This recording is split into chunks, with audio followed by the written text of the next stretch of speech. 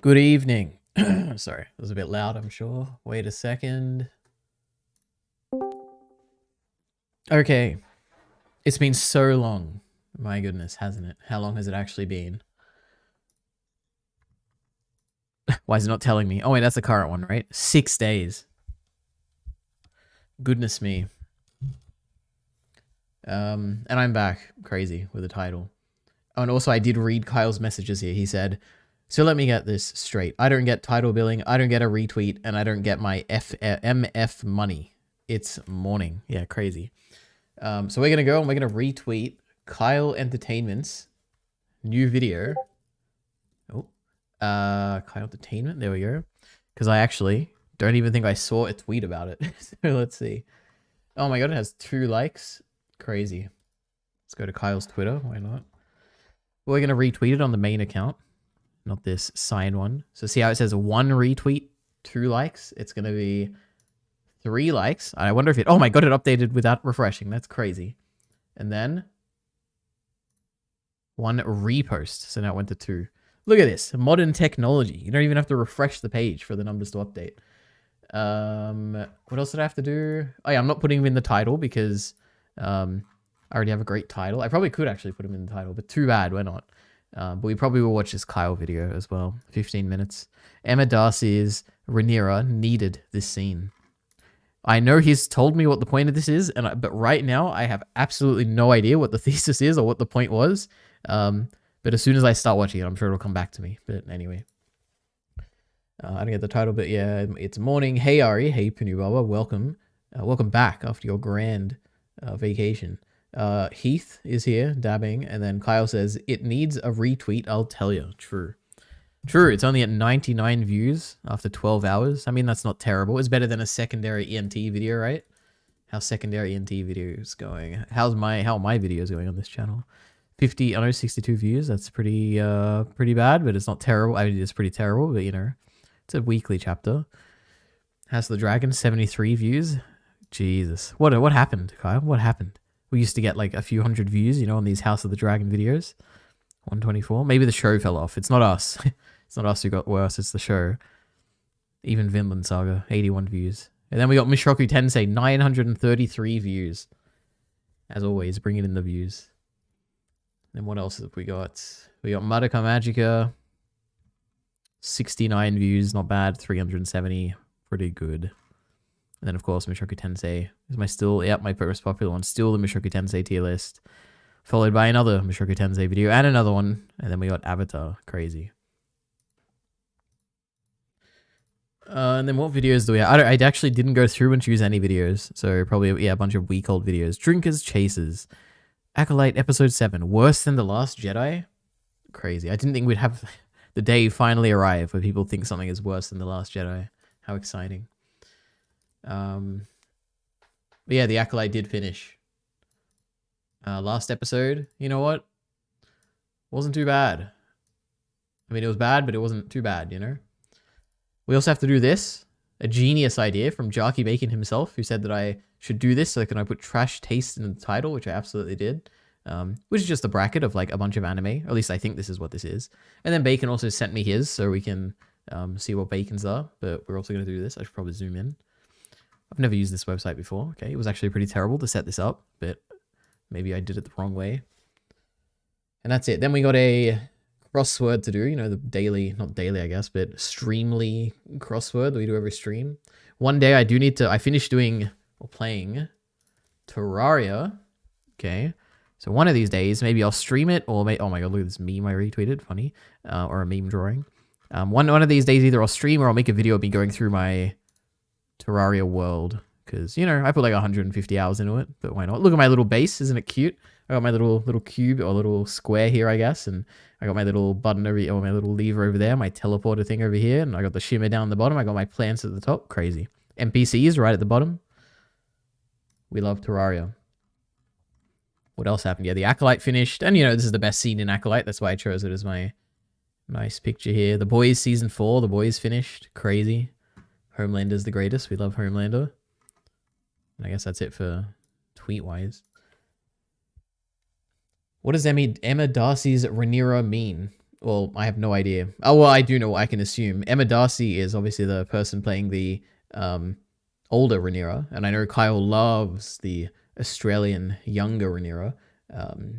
So I don't exactly know what the video is about, but that's his general take on things. Are there other Rhaenyras? There is a younger Rhaenyra that was also in this season in flashbacks. Well, not flashbacks, I guess, like visions or something. Delusions, something like that. Will Elite Ari explain his destiny messages he sends to me this stream? I don't know. Do I really want to talk about Destiny at this point? You know, Destiny has been receiving the brunt of a bunch of well, how do you even describe this? People are not happy with Destiny because of, you know, he's being a little bit inflammatory in regards to what happened with Trump the other day. And people are not happy. Now, I don't have any take on this, but my take is that this has driven Destiny to dive a bit more into conspiracy theories and come up with a few of his own, and it bothers me, okay? Because I don't like conspiracy theories. I don't like being associated with people who like conspiracy theories, and I'm a Destiny watcher, and I tell people that I'm a Destiny watcher, so it's a bit embarrassing, okay, the fact that he's going into this. So yeah, just, you know, making some distance there. And I was just venting to Kyle Entertainment, who is a fellow Destiny watcher, okay? What Destiny messages?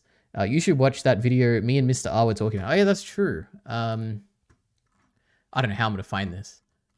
Let me see. I assume Kyle said something about it. I actually don't know what this video is about, but it was a video about something to do with the critical drinker or something, right? What is it? Which I think if I'm remembering correctly. Wait, is it the critical drinker? Yeah, I'm thinking, wasn't he the one who responded to or got mad at the Cowboy Bebop actress? Because that's one of the funniest videos I've ever watched on stream. And it made me love that actress. Her response was so funny. Cowboy Bebop? Or maybe that was just like one part of the video? Oh no, maybe it wasn't this? I don't know. Was it this video? So you don't need... God, it was so funny. This video, this is one of the greatest videos ever made. And he got so mad at it. Oh, wait, we're gonna watch this again. I hope it lives up to what I remember, okay? But my God. From Daniela Pineda about how... Oh no, it's not even the thing. She's just... Oh, wait. Fans were for the privilege of being allowed to witness her glorious on-screen presence. Oh well, as Daniela... Well, no, I can't be bothered to find it. But my goodness, that was funny. So, The Critical Drinker and Shallow Conservative Critique. Oh God, I didn't realize it was an hour long. I don't know if I'm watching that, but crazy. Okay. Also, Jarky Bacon is fucking dead. Perhaps. I think it's I don't know what Jarky Bacon would want me to say, but I know Jarky Bacon, I think he's a little bit injured at the moment, but I'm not going to say anything beyond that. Excited for Gunbuster Elite Ari? How many episodes? I'm excited to talk about Gunbuster. Yeah, I love talking about different shows that I watch. I have, after this stream, I'm going to watch 3 episodes. I think the final 3 episodes. But yeah, then we'll talk about it. Do you support the latest Destiny memes? I don't even know what the Destiny memes are. I think I'm not well versed enough in politics, or even not really. I haven't watched all the VODs completely, but to me it seems a bit. What can I say? I am okay. Wait a minute. So like violence is always bad, I think. Okay. There can be sometimes where, even though it's bad, it can be justified or whatever, but you should never seek it out or whatever. Obviously. Now, I think Destiny's position, now I could be completely wrong on this because I'm not that well versed, okay, and I don't know much about politics, but I think that he is saying that discourse in America, politically speaking, is very poor when it comes to Trump supporters. I think that's what he said. And he is tired of having to take the high road to an audience that is already assuming that he is taking the low road because of their warped perception of him and people on his side. Now, I would disagree with that, and I would think even if someone who is against you, thinks bad of you, then you shouldn't become the bad thing that they think you are, because that would create a worse world, I think. Now that I guess that would be my off the top of my head. I think that's where I would land on this, but I think he probably has more complexity to his argument than that. But I guess I would be against it generally. I guess. I love conspiracy theories. I hate conspiracy theories. Okay, I hate Destiny, says Kyle. True. I'm in the shower, lead Ari. I can't find it right now. Okay, excellent. All right, so what are we doing first? My goodness, too many things. We could do the bracket thing. I don't know. We could do a. We should react to this. I guess I could do this first, because otherwise I'm just going to get to the end and we'll be like, I don't have time for this. Do we 1.5 times the video? I guess we do. We always do. We can't make special exceptions for orbiters, okay? Upon further examination, it seems Emma Darcy goes by they, them, and not she, they, like I had assumed. Whoops, uh-oh. Love that you acknowledge this. Crazy. I knew that, okay? I knew, well, at least I knew it was they. I don't know how this works actually. They, them, she, they. Isn't it she? What is she, her? What is they? What is the they and she, they? I don't know. I'm no expert when it comes to pronouns, okay? What do you think of the trash taste bracket? I have no idea, because the only thing I know about it is the Bacon linked a video about it and said you should try this out. And then I said, okay, sounds interesting. But I didn't watch it because I didn't want to see what they thought. I guess I can look it afterwards in the video. I guess for reference, anyone listening or who is here right now, how do I even open this? This? I assume, did they do it all in one video? Oh my god. This is the video for reference. The Trash Taste Tournament arc begins. Wait, is it even this? I don't even think this is the video. It doesn't even have the... I don't know, whatever it is. Crazy. We're going to do this. So, and I have no opinion because I haven't seen the results. I can't believe some of the choices they made. We'll have to see afterwards, okay? Maybe you won't believe some of the choices I made. What's the first one, actually? Let's see how they talked about this. Okay. Well, let's start at the bottom. Because we got to replicate this, right? We got to be just like them. From there. So one goes, one stays. Kokias or Made in Abyss? Which one you keeping? Which one you keeping? And, you know, which one you throwing away? This is so hard. Oh my god, that's the Mushoku Tensei guy. He makes the video, the mainstream Mushoku Tensei love videos. both these shows. Yeah. For totally different reasons. I'm... Oh, what are you thinking? Okay, so they discuss, they have a bit of banter, they laugh and stuff, and then they choose something, right? I'm assuming. The story had ended. They had achieved world peace. And then the Lush was like, aha, joke, right? Okay. That's what I'm talking about. Made in Abyss goes forward. Okay, then they put a plus. I can do that. We can do this. We can replicate this, okay? But we're doing it after this House of the Dragon video, okay? Crazy. Emma Darcy says Rhaenyra needed this scene. Rhaenyra owns you, lil bro. And I think it has something to do with Daemon and Rhaenyra. Because this thumbnail. And I did make this thumbnail, believe it or not. Crazy. Anyway, let's see. House of the Dragon was the best Oh my god, it's so quiet. Wait. I guess my headphones might be quiet. Okay. show ever for 5 episodes. Well, oh, here we go. The classic Kyle Entertainment talking point. All right. House of the Dragon was the best show ever for 5 episodes. Is an endearing little phrase that I've been saying ever since the first season of House of the Dragon finished up back in 2022. In various streams and unscripted videos and discussions alike. I was there. It became a bit of a meme saying for me. I would then chalk that up, rather nationalistically, to the great Australian state. You see, the first 5 episodes were as good as they were, and severely outclassed the harrowing last 5 episodes because of the inclusion of, and then the exclusion of, Australia's very own Millie Alcock, of course. Her presence, the rebellious sass she gave Rhaenyra, matched with the playfulness, the attitude, that's what she brought to the role. She Australianized I think I just realized the stabilized volume shouldn't be on. Rhaenyra. No meekness found here, fuck up that boar, and fuck that pretty boy, and break his heart too.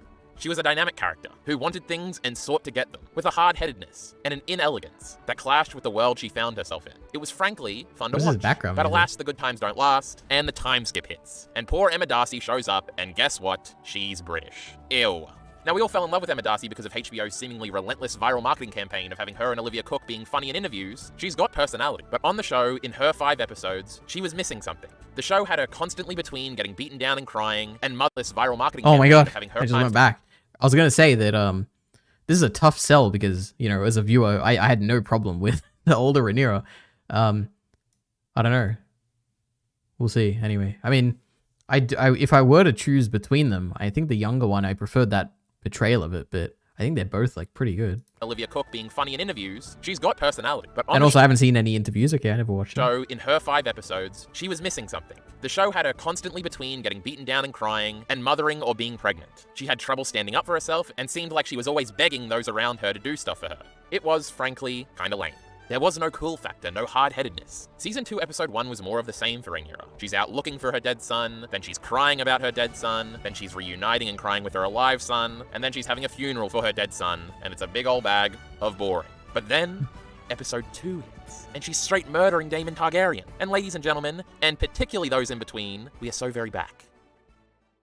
Rhaenyra's first scene of the episode is her being told by her council about blood and cheese. Her council have their suspicions that she, or at the very least Daemon, was behind the decapitation of Prince Jaehaerys. Rhaenyra denies this, Rhaenys gives a knowing look to Daemon, and then Rhaenyra, after a monologue, looks to Daemon for reassurance in their innocence, before realizing this motherfucker absolutely did it. He's smirking, for God's sake. Then all of a sudden we are alone in a room with the two of them, and this is where it happens. There's almost a comedic timing to the change on Rhaenyra's face and the cut to them alone. That's only heightened by the dramatic irony of us, the audience, knowing that he is at least partially, if not totally, guilty. Rhaenyra, unrelenting in what she presumes to be true here, presses Daemon bluntly. Did you send assassins to murder children in their beds? Daemon responds with a direct obfuscation. I sent the Queen's vengeance for her son. This is basically the formula for the whole scene. Rhaenyra asking a direct pressing question or accusing Daemon of something, and him trying to answer, or rather trying to avoid answering indirectly, and our strong-willed independent queen not buying any of it. And it is fantastic. What did you tell this vengeance? What did you say to him?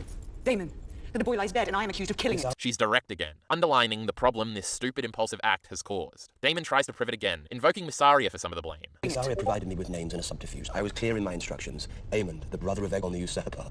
I cannot be responsible. She catches him immediately trying to shift responsibility and repeats This is interesting. I wonder if this will be the whole video, but like breaking it down like this. What do I think about this? And there's no background music, which is interesting. Let's see where this goes. Mockingly. Cannot be responsible. She continues indignantly, and cuts right to the ambiguity of his scene in the previous episode, and knowing her husband and uncle appropriately, asks, If Aemond was not to be found, what were your instructions then? Daemon puts his head in his hands and rubs his face, trying to play all this off as not a big deal, as an act to try and avoid being blamed or confronting anything he did wrong here, ending in him saying, They did not concern in any way that of a little child. You said, Rhaenyra then guesses what he almost certainly said to a very specific Hightower-hating former colleague of his. you said that it was your aim to spill Hightower blood. If not Aemond, then anyone would do. The slight mock in Emma Darcy's performance in the if not Aemond, anyone will do part of the line is incredible. Daemon tries to immediately deny with a no, but by the time he finishes his denial, Rhaenyra has already responded by ignoring it and reiterating his... I just realized because I was thinking about how this video seems to be about the betrayal, or maybe even the giving an actor the opportunity to perform based on good material or something. But then I'm thinking, like, how do you break down good acting? But I guess like literally just going line by line and pointing out the good acting, right? I don't know. Fuck up. You have wounded me, weakened my claim to the throne, my ability to raise an army, my standing among my own council. Damon tries to ignore all these downstream fuck-ups by reiterating, I said no. And again, nearly immediately as he's done, Rhaenyra hits him with a blunt and unflinching, I don't believe you. and walks away in annoyance. Rhaenyra then comes to a calm, basically marriage-undermining realization, and says, The audio's getting real quiet right now. So I come to it at long last. I cannot trust you, Damon. I've never trusted you, wholly. Much though I wished to, willed myself to. But now I have seen that your heart belongs only to you.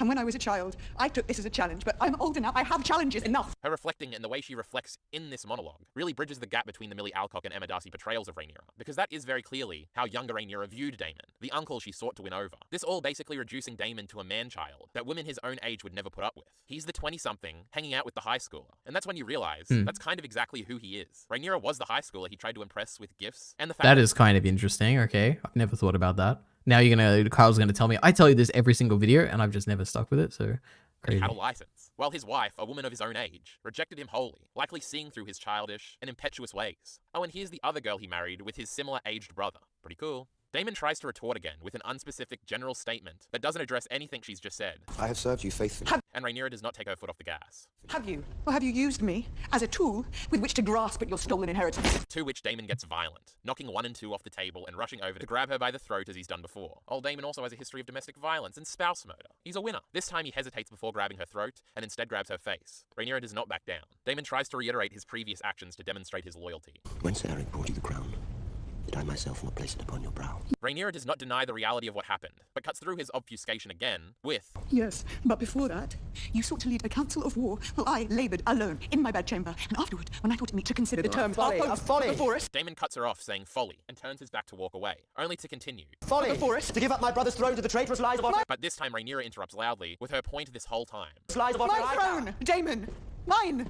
And again, the delivery here is impeccable. It's almost desperate and vulnerable, not to seem weak, but to accurately cut through and show him his failing here. That he didn't even consider for a second that it was her throne, and only thought of his brother. She continues with an accusation. I think you used my words as an excuse to take your own revenge.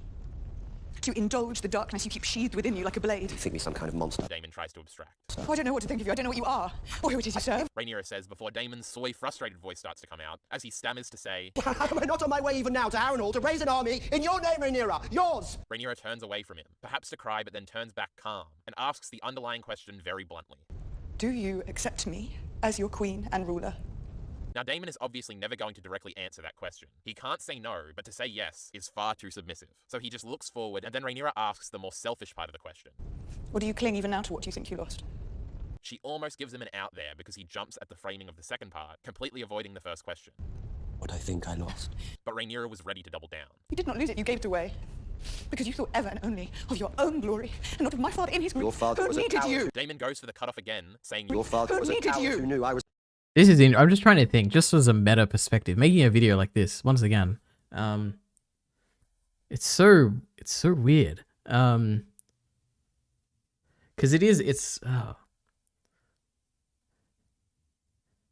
there's gonna be like two camps of people. There's gonna be like three camps of people, right? There's gonna be the people who really love this scene, and they're almost certainly gonna like this video a lot because it's like, oh yeah, my scene I love is really good. And this is kind of like that video I made about like the dragon dive in Hunter x Hunter, where it's like, oh, if you like the dragon dive, you're gonna be like, oh yeah, let's recap this part of the thing. It's really good, and someone's talking about how great it is. And it's like, okay, so people like that. Then there's the people who are neutral in the scene, like me, who were like, yeah, it was like kind of good. And I'm like, oh yeah, every now and then he's like pointing out interesting bits, but it's a bit long because I'm like, I don't like all the things he's saying here. I don't necessarily, none of them really stood out to me except for a few things he's saying.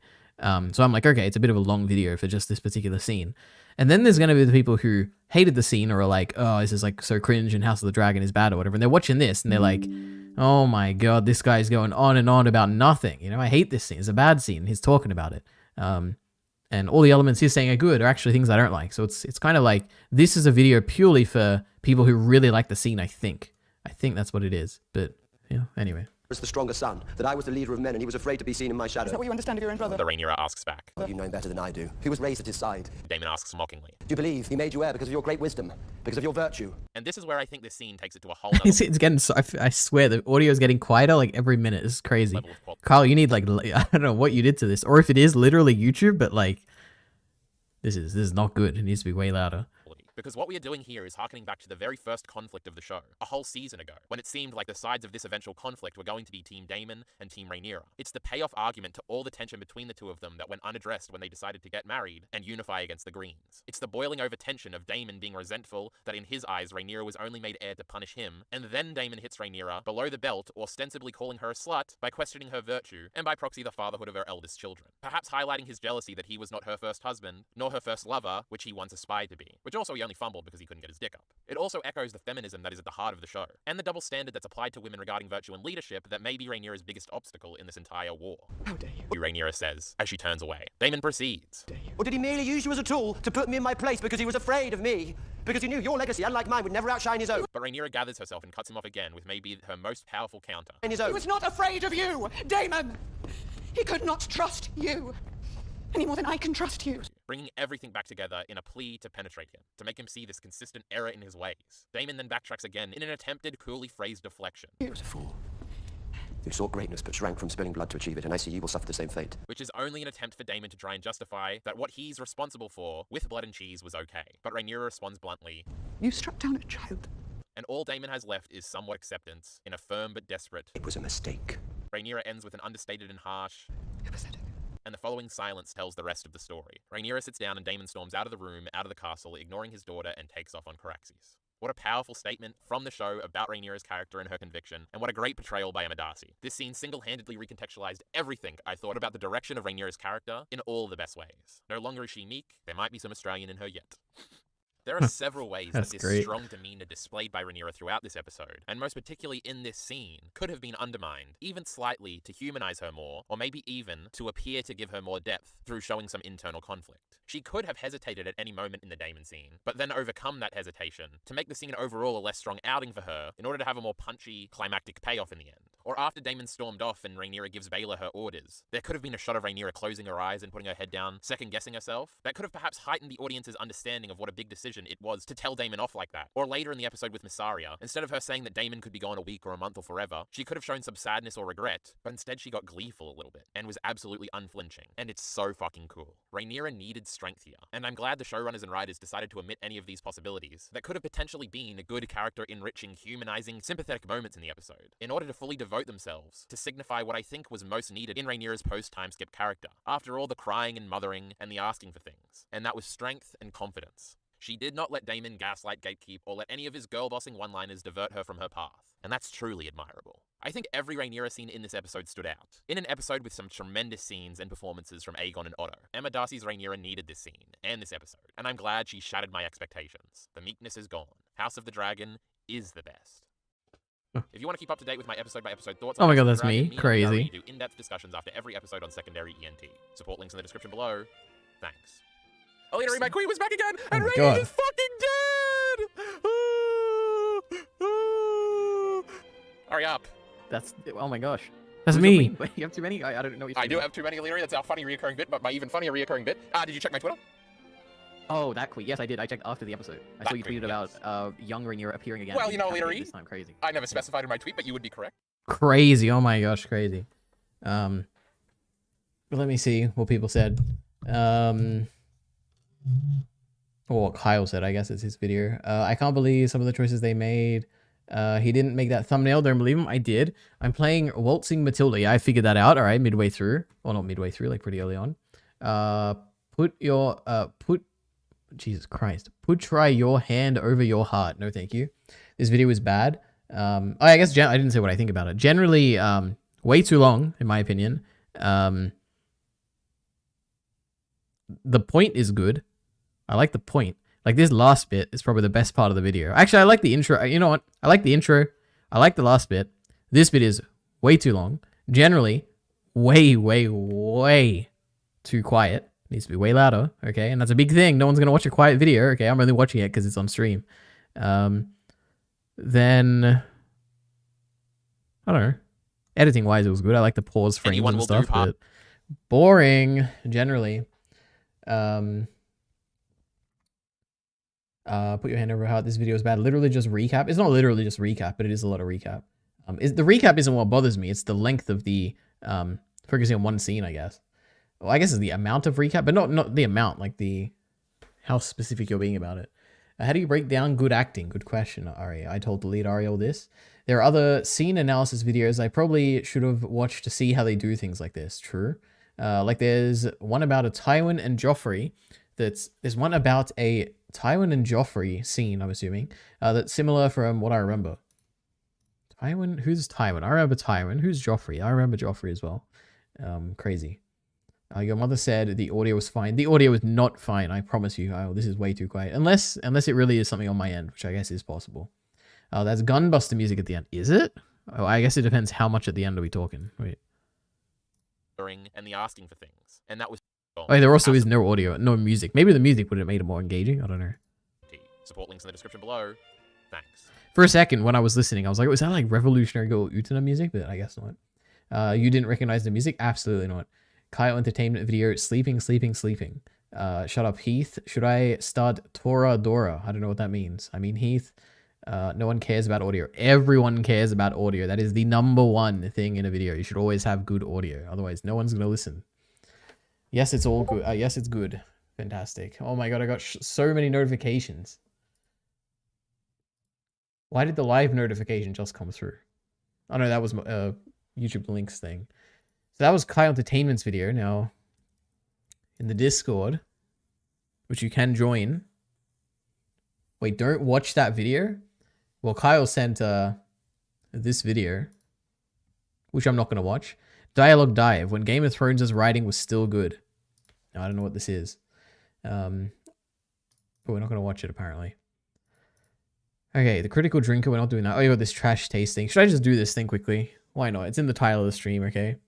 Oh my god, Skibbity Toilet 76. Oh, hell yeah, we love Skibbity Toilet. Crazy. What are they actually up to? Skibbity, is it actually 76? Oh wow, it is 76 part 2. Oh my god, if you combine like part 1 and part 2 and make it like 77, then what number would the series actually be up to? How many times have they split it into parts? I saw it on your Mal Heath. I updated my Mal, by the way. Fantastic. Well, we're not looking at it because we don't want to get spoiled on Kyle's thoughts on Gunbuster, okay? Anyway, we're going to do this thing. Now, I don't know if I should just do it myself or if I should get people to vote, but I feel like no one's going to vote anyway. And we already have Bacon's list that we're going to share afterwards, okay? We're going to find a way to do it. And this could be like a 5-minute thing because it's so easy, okay? Some of these I haven't even seen. Okay. I didn't rate Gunbuster, Elidari. That's good. We'll look at it afterwards, okay? Don't be stupid. I won't be. One Piece and JoJo's Bizarre Adventure. I mean, it's obvious. I've only ever seen JoJo's Bizarre Adventure, right? And how do I do the submit score, I guess? I guess there's not much to say because it's the only thing I've seen. I guess One Piece I've seen... What have I seen? I've seen 2 movies. One of them was really good. One of them was like, okay, or like pretty good. But... I love JoJo's. I've seen all... I haven't seen all of it. I haven't seen all of part 6. But I've seen all the rest. Steins Gate and Attack on Titan. This is interesting because it's not going to be like... Oh, how do we... You're comparing things. You're not just like giving numbers to things. So, Attack on Titan has really good action, really good mystery, really good characters, really good dynamics between characters, really good plot. I enjoy it a lot. Steins Gate has really good characters, really good interactions. It has a mystery. No fights. Well, it has like 1 fight or something, but it's pretty bad. It's funny. It's emotional. I like it.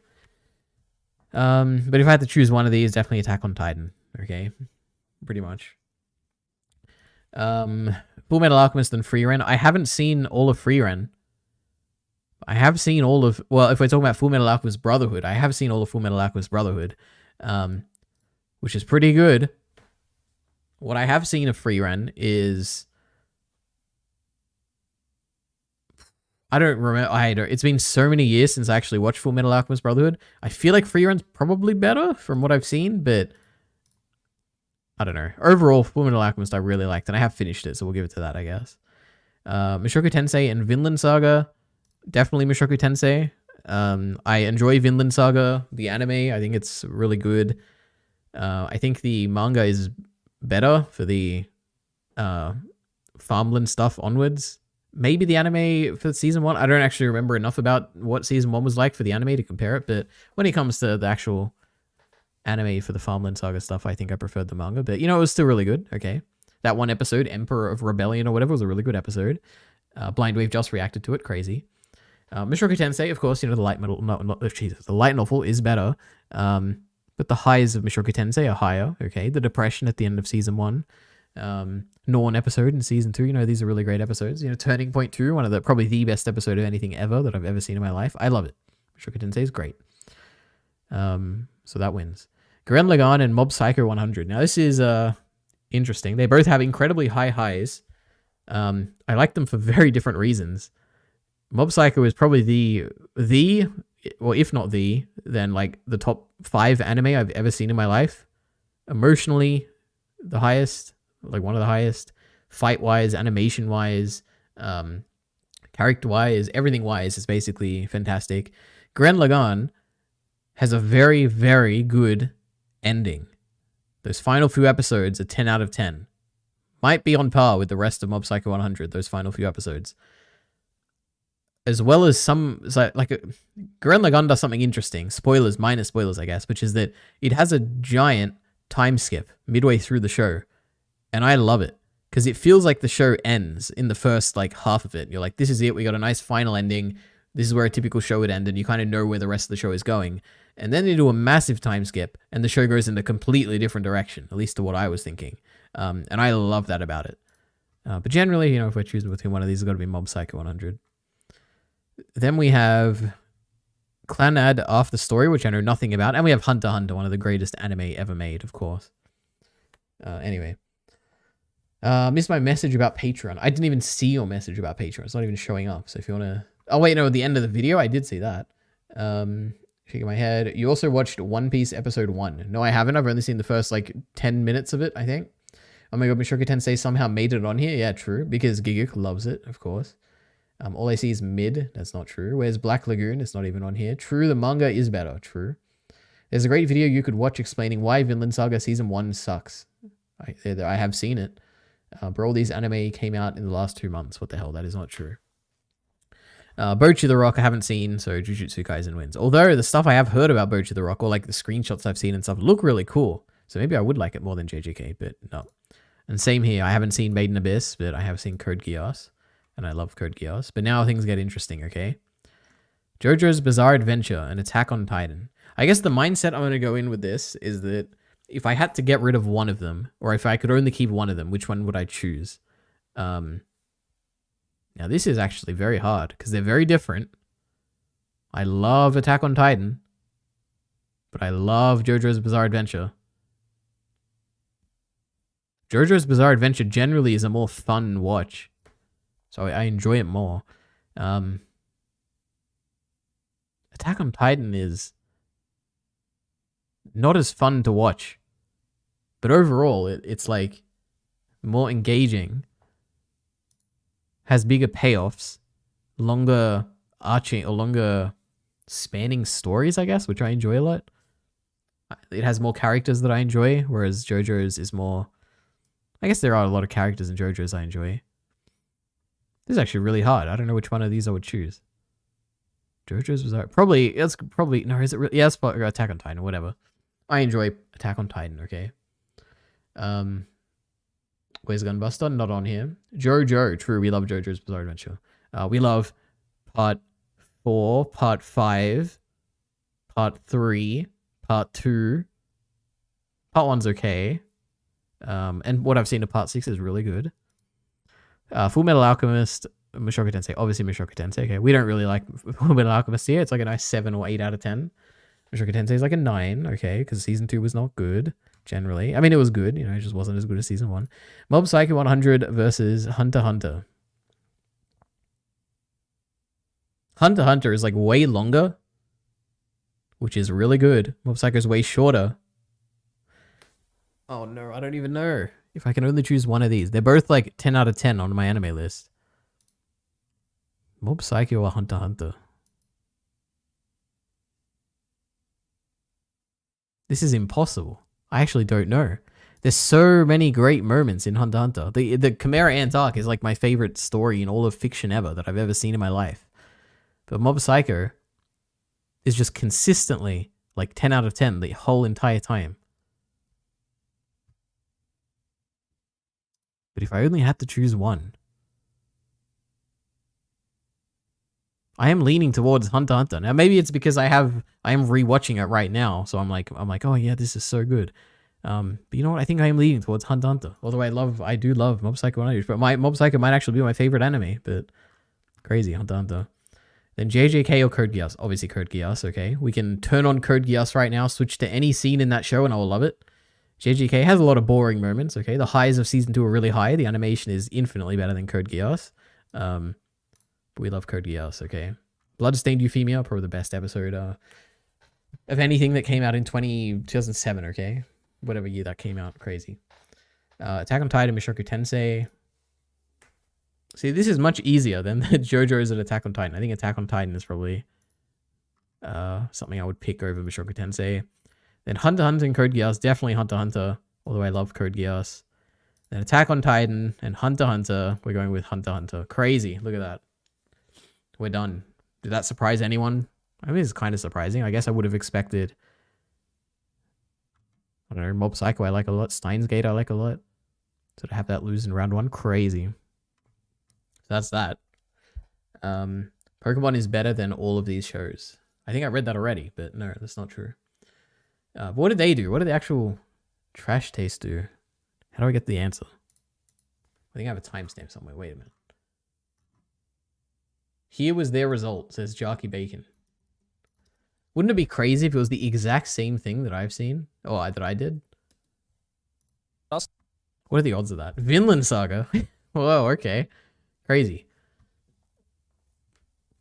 Okay, One Piece and JoJo's. They chose One Piece. That's fair enough. Steins Gate Attack on Titan, just like me. I chose Attack on Titan.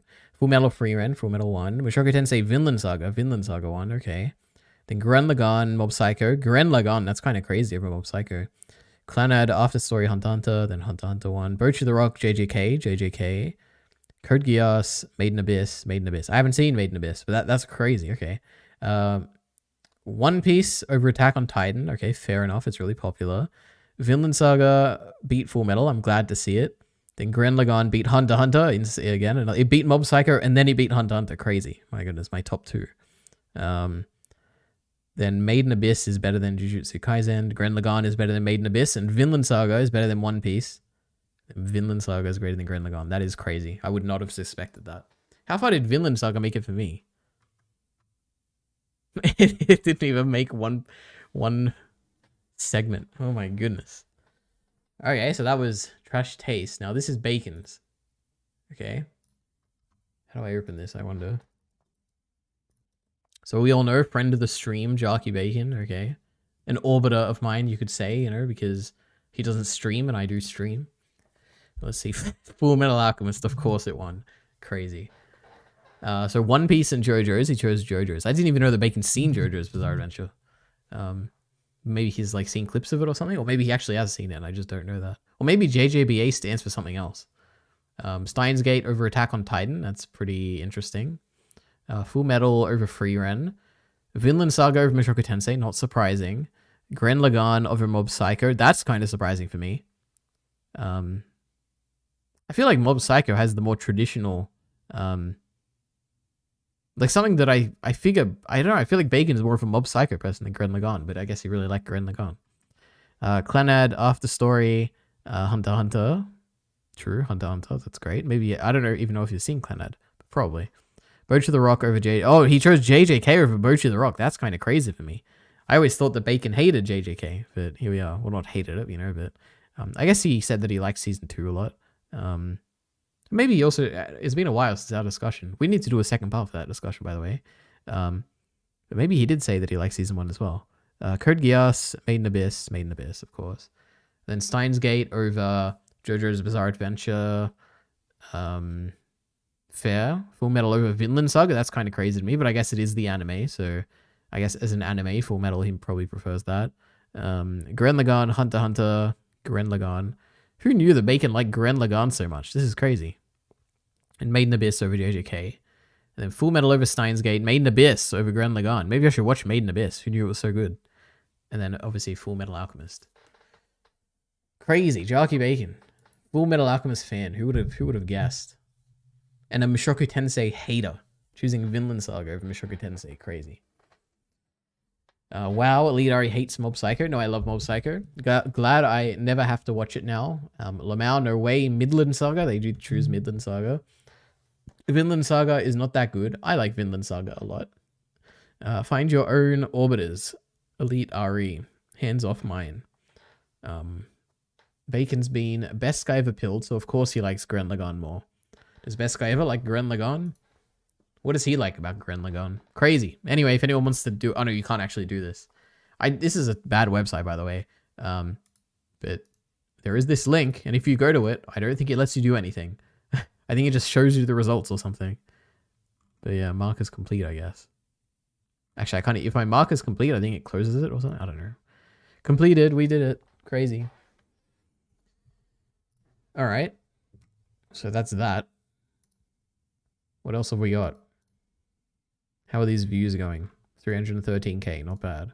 213k. Oh my god, it's got 100k more than the Norn video. Trash Taste Tournament is done. I haven't gone to the YouTube homepage today. What if there's something really interesting there? Okay, another Mother's Basement video. The best anime of summer 2024. Ones to watch.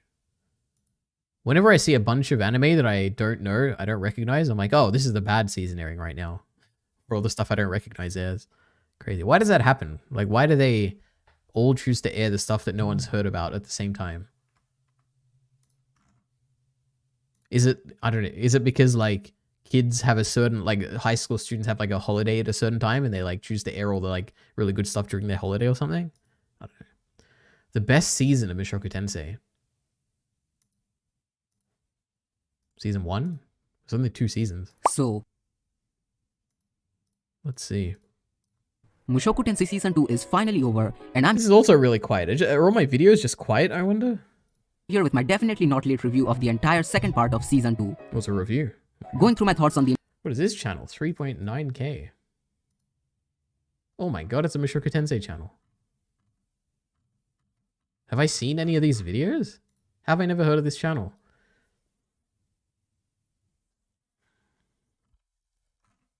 It's mainly reviews? Windbreaker is peak and Berserk anime trailer this week in anime. Crazy. Not too many popular shorts. Well, let's see what they say, I guess. This season is good. Is it? I guess Heath would know, of all people. I think he's watching a bunch of stuff. And I think the other day, or maybe like a few weeks ago, he tweeted out, this is the good thing in this season. And he tweeted like one anime that was like really good. And I was like, oh, I've never heard of that ever. Ari, watch the first minute of the Drinker video to see if you like it or not. I'll look at it. Kote review, red flag. I don't even know what that means. incredible character writing showcased with Nana Is Hoshi that like a series that he reviewed? I don't even know. Crazy. This season is BAS, says Kyle. and Norn to the jaw-dropping action spectacle and pure depression in the Labyrinth arc. Mushoku Tensei Season 2 Part 2 was absolutely peak. But, as much as I loved this part, it also had some of my least favorite moments of Mushoku Tensei. So, join me as I go through some Wait, the Roxy thing is interesting. of my favorite and least favorite moments and episodes of Mushoku Tensei Season 2, and why I believe that even though this season What is my least favorite moment? I guess I never really talked about that, right? I mean, it's all, now that I'm thinking of it, there's only one thing that jumps to mind in season 2 that was so terrible and so much worse than everything else that I could have imagined, which was, you know, the Batagati confrontation with Rudy when they first comes to the school. And I'm like, God damn it, I was so excited for this scene. And they decided to make it terrible. So, oh no, look at this. It's got the low, oh no, I thought I had the lowest rating, but no, only 7.3. There was some other stuff I didn't like, right? I guess it's really tough because for this recent cour, it was a bunch of discussions with Kyle. And Kyle is obviously inflammatorily negative for everything. So I had to kind of balance that out, which kind of warps my perspective of like how much I actually like things. Because a lot of the time it's, yeah, I don't know, but I don't know. Maybe there was stuff I didn't like. I don't know. wasn't perfect, it was still peak. I really don't have anything else to add to the intro, so let's just get started. No matter how you personally felt about the second part of Season 2, I think almost everyone can agree that this was definitely the most important part of the series so far. From Rudy getting married to getting close with his sisters, to having a kid, getting hit by Turning Point 3, and everything that happened in the last 3 episodes. These 12 episodes were jam-packed with incredible moments. So, unless you're someone who exclusively cares about action and adventure, I don't think people are gonna call this part boring unlike the first half. And, as someone who enjoys Oh, his treatment like cool 2 is like a season. Okay, but even the quote-unquote boring parts of the university arc, I am very pleased to inform you guys that I Cool 2 is probably better than Cool 1, I guess. I don't know. thoroughly enjoyed almost every single episode of this part. And believe it or not, I honestly loved a lot of the slice of life episodes before Turning Point 3 more than some of the action episodes of the Labyrinth arc. And that is because of the characters, which has been my favorite part of Mushoku Tensei since the very beginning. The character writing of Mushoku Tensei has Do you think he's gonna say Norn is a great character? Oh, always stuck out to me. It's great not just for an isekai anime, but just anime in general. The author Just storytelling in general. Okay. managed to write some of the most realistic and uncannily human feeling characters and conflicts that always take me by surprise. And this part of Season 2 just took it to a whole new level with Nanahoshi and Norn. Nanahoshi was already an interesting character in Part 1, but seeing her desperation and realizing just how messed up her situation is really hits hard. Only 2 episodes in the entire anime have been Nanahoshi focused, and she's already better than 90% of isekai protagonists and characters. She feels like a completely fleshed out protagonist of a whole different story while being a side character who doesn't even have that much screen time either. And it's not like This is an interesting talking point I've heard before. Did Bacon say this? Or did I see someone else say this? Or maybe they were talking about Eris, now that I think about it. Could Nanahoshi host be like her own main character? I guess. I don't know. Maybe. she's a wasted character either. Her juxtaposition with Rudeus is genuinely really interesting.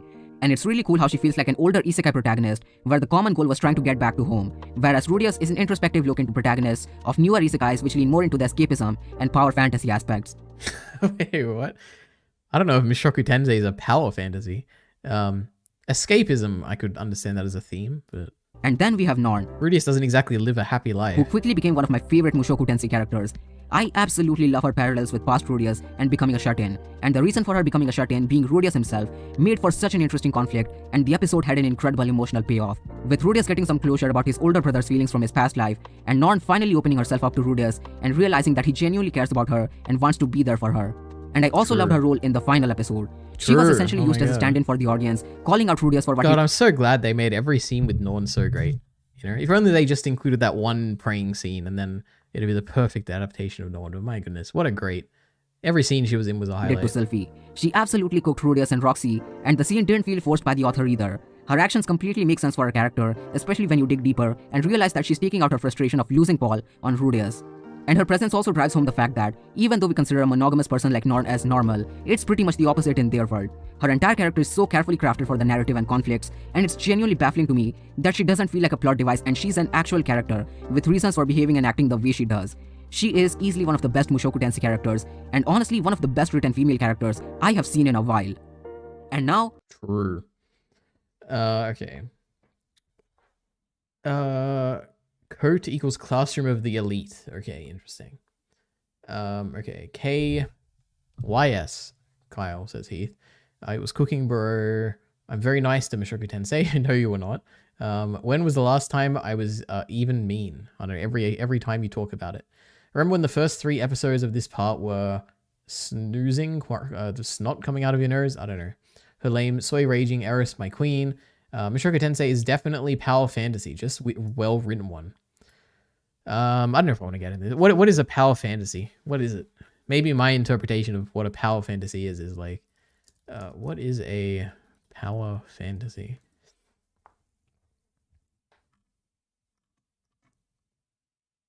I guess this will be kind of interesting. The idea behind gaming. I don't care about gaming. Wait. How would I even find out what this is? Power fantasy anime.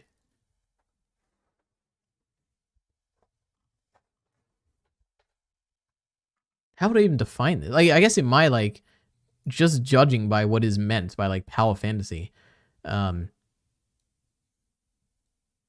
would be where the appeal of the story is the protagonist doing things that you wish that you could do in real life. That would be, like, how I guess I would define a power fantasy, where it's like, you are living out a fantasy that you wished you could have through a protagonist. I don't think that, I guess beyond like Rudius being good at magic, I don't think there's any element that I'm like, oh, I wish I was Rudius, or like I wish I could go through his like torments and stuff. I don't know. To me, like that would not be a power fantasy. But then like if it is just the magic and it's like, oh, because he's like a really good magician, that makes him like a really good power fantasy, then I guess like, wouldn't like Attack on Titan be a power fantasy? Like I wish I was like a big Titan shifting important person who can like do whatever I want. Or like what about like Jujutsu Kaisen? Like I wish I was a big like, I wish I was the chosen one who could like have these crazy abilities and I don't know, like what wouldn't be a power fantasy? Or I wish I was like My Hero Academia is a power fantasy because it's like, oh, I wish I could go to this like superhero school and have the most important power in the world and like become the greatest hero in the world. Like, is that a power fantasy? Like what is a power fantasy? Like how would you define it so that it would exclude things like that, but then include Mushoku Tensei, I guess? I don't know. But maybe there's some definition that I'm not familiar with, but anyway, crazy. A review of Mushoku Tensei. Who would have known? The craziest anime movie ever. The End of Evangelion reaction. I've been getting a bunch of small reaction channels on my homepage. Not on here, but like on my actual like Firefox homepage. Crazy. Oh my god, it's her again. Every stream. Sorry, okay? What is wrong with you? Why are you blue? Crazy. Fantastic. We love it. 75k views. Why Mina Ashido look different from her? Does she look different? She looks the same to me. Did you know someone got married? Crazy. This was a good video. The AI art situation. Who is... Oh my god, did you guys see they put General Grievous in the Acolyte? Plagueis. It's not Darth Plagueis, it's General Grievous, right? How is that? How are these the same person? Wait, where's like a good screenshot of it? How would I even find... Wait, who just joined? Where am I? Shut up, Beliery. Oh, it's Kyle Entertainment, everyone. Crazy. Are you here to talk about General Grievous from The Acolyte, his great appearance? He was made? in Crazy. Yoda was in it, Illyria, which a Tyrant Magnus video about it. True, the back of Yoda's head was there for a split second, and Eric Whiteley complained about it. Can you believe it? Eric from Blindwave, who loves everything about Star Wars, is like, you know what, that Yoda scene didn't really do it for me. And I was like, well, that's the most negative thing he's ever said in his life about Star Wars. That was crazy. That's slanderous, Illyria, I think. Eric Whiteley would never say that. Yeah, well, he did. Yeah, crazy. Do I sound sick, Illyria? Not really. You sound louder than in your video, so crazy. Not true. Yep. But I got very sick, Illyria, and I don't want to be sick for our big video tomorrow. Well, you better get better. For anyone listening, we're discussing Gunbuster tomorrow. Me, Kyle Entertainment, It's Mir, And Mealy Vinland Saga. famous channel It's Mir, who's almost at 1,000 subscribers. Got a bunch of Vinland Saga videos. A really good scripted Vinland Saga video. 22,000 views. That's pretty impressive. So, Illyria, are you going to stream your screen, or am I just going to be looking at nothing, you know? That's a good idea. Wait a minute. Google Also, I got Chrome. like 20 views since your stream started. That's crazy. Yeah, you're welcome. Everyone, I hope you So went you to retweet- the Kyle Entertainment channel and you watched this video. Oh my god, it's that green lady from Acolyte. I saw her in a video. She was a really, I don't know if it's the actor, the character design, the directing, the writing, I have no idea, but this character was terrible. Illyria, that's the main producer's girlfriend. Is it really? Or is that like a meme that is going around? Maybe. I don't know. It was in that Maybe. Tyrant That Magnus definitely video. has gotta be like a meme. That, I watched wait a Tyrant Magnus react to a nerd erotic video, Illyria, and that was the talking point. Oh my There's god, no you should watch that way. video, Illyria. You should watch a nerd erotic Acolyte. Nerd erotic Acolyte. This could be funny. It's I feel like I was terrible. about to say that. What is this? Jesus Christ. The Acolyte finale is hilariously bad. A Force. Yeah, that's the one. That's the one, I think. So, firstly, the Force is female thing. I'm trying to think. Oh, okay, I get it. I was gonna say like The witches. there's nothing in this that is like making the Force, or it's not like a women. Also, is it's a like, T-shirt, Illyria, that they sell, I think. Okay, I can understand like a behind the scenes thing, but then I thought, okay, I guess like the two twins are like important for the Force or whatever, and they happen to be female, but it's a bit of a stretch, I think. Anyway, the Now, Acolyte. the first 2 minutes of this is going to be meme edits, Illyria, that are very unfunny, so get ready. All right, let's see. Wait, firstly, I was gonna look up the Leslie something, right? Leslie. Why is my mouse like? Am I out of battery or something? Oh my god, it's like glitching. She used to be Harvey Weinstein's assistant, Illyria. Oh, That's yes, going to I've get heard said that a about lot. 15 Crazy. times in this video. Oh, great. Now look at Google personal Chrome? life. No, you got to go to personal life, Illyria. Look at the bottom, Illyria. Yeah, You're so I see. stupid. Hey, There's a calm whole down. thingy. Lesbian and married to actress Rebecca Henderson. Is that her? Now put her in Google Wait, Images. yeah, yes. calm No, down, look on calm down. Acolyte. Look and see if it's on the table. Filmography. The Acolyte. Oh my god, it is Vanestra. Well, It either wasn't she's a just really bad actor or the directing was bad. I don't know. Nepotism. Anyway, Just like you, Illyria. You're a nepotism baby. not at all. My nepotism No, baby. wait. Shh. We have an important video to watch here, okay? She ignites the lightsaber and backs him against the mouth of the cave, holding it to his Wait, throat. what is this? Her anguished eyes stare at him unfocused. Pressed against him, she meets his sympathetic gaze. He gently takes hold of her arm. The red blade still Is this clutched. literally just memes, like you said? For like the first 2 Laying right minutes. in front of his Oh, Point until the as an actual logo, personal- Illyria. yes. Oh, there it Evolving is. into mystery He's box talking. bullshit, which is a cheap way of circumventing characterization and narrative, with the added bonus of Andre and True. Disney's Wait, time. I completely missed the beginning of this. Wait a minute. You know what? I'm gonna go into this with an open heart and an open mind. Okay, let's see. You how long will it leave takes that to- in the first 30 seconds. We'll see. On April 22nd, This, is, 2020. this guy is legitimately the worst YouTuber I've No, ever we'll seen in see. my life. I'm not letting you bias me. This could be a good video. Okay, or it could at least be a not terrible video. So let's see. Do you like joke, Illyria? How do you like bad joke? You know, sometimes jokes can be funny. I know, we just watched my video. Yeah, there was a funny bit at the end. Okay, let's see. The Force's female has come full cycle. Back on April 22nd of 2020, when it Get was it? announced that former personal Cycle? assistant to Harvey Weinstein, Leslie Headland, will be heading a Star Wars project. I just try to treat everything as if we're on RuPaul's Drag Race. Many of us at the time speculated it would be an intersectional feminist fever dream, focusing more on identity politics than actually crafting it. Ew, what? True. I just don't even know You're where like, the no. where is the identity politics in the Acolyte? I mean, maybe there's minorities in it, idiot. I mean, it's about there's- being a woman. I guess maybe behind the A black scenes. woman.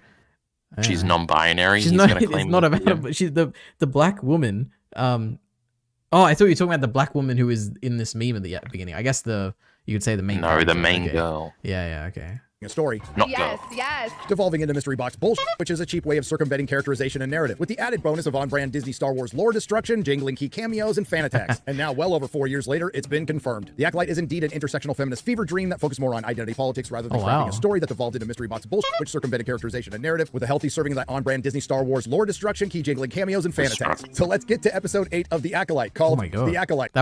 He did not look like what I was expecting. Okay. Previously What were you on The expecting, Acolyte. Leary? I don't know, like someone younger. I don't know. I'm impressed with his vitality. You know what I saw, Leary? Yeah. Because I've watched some of the Tyrant Magnus previous reactions to this, and obviously I hated it. And then I saw Dick Masterson hates this guy, so that was pretty funny. Oh wow. But I just saw that in a random video one time, and I was like, "That's crazy." No way he watches Trash Taste. I don't. Okay, Leary. Bacon told me to do that thing. Okay, Bacon watches Trash Taste. But maybe I will. Maybe if you're making fun of them, maybe Trash I will. Taste will I? has haters, Leary. You gotta be on your toes. Leary, go to my Patreon and be proud of me. Oh my god, there's no way you have a Patreon new subscriber. Well, how am I going to be proud of you? What am I even looking at? 4 paid What do you always members? Well complain done, about, well Leary? done. No.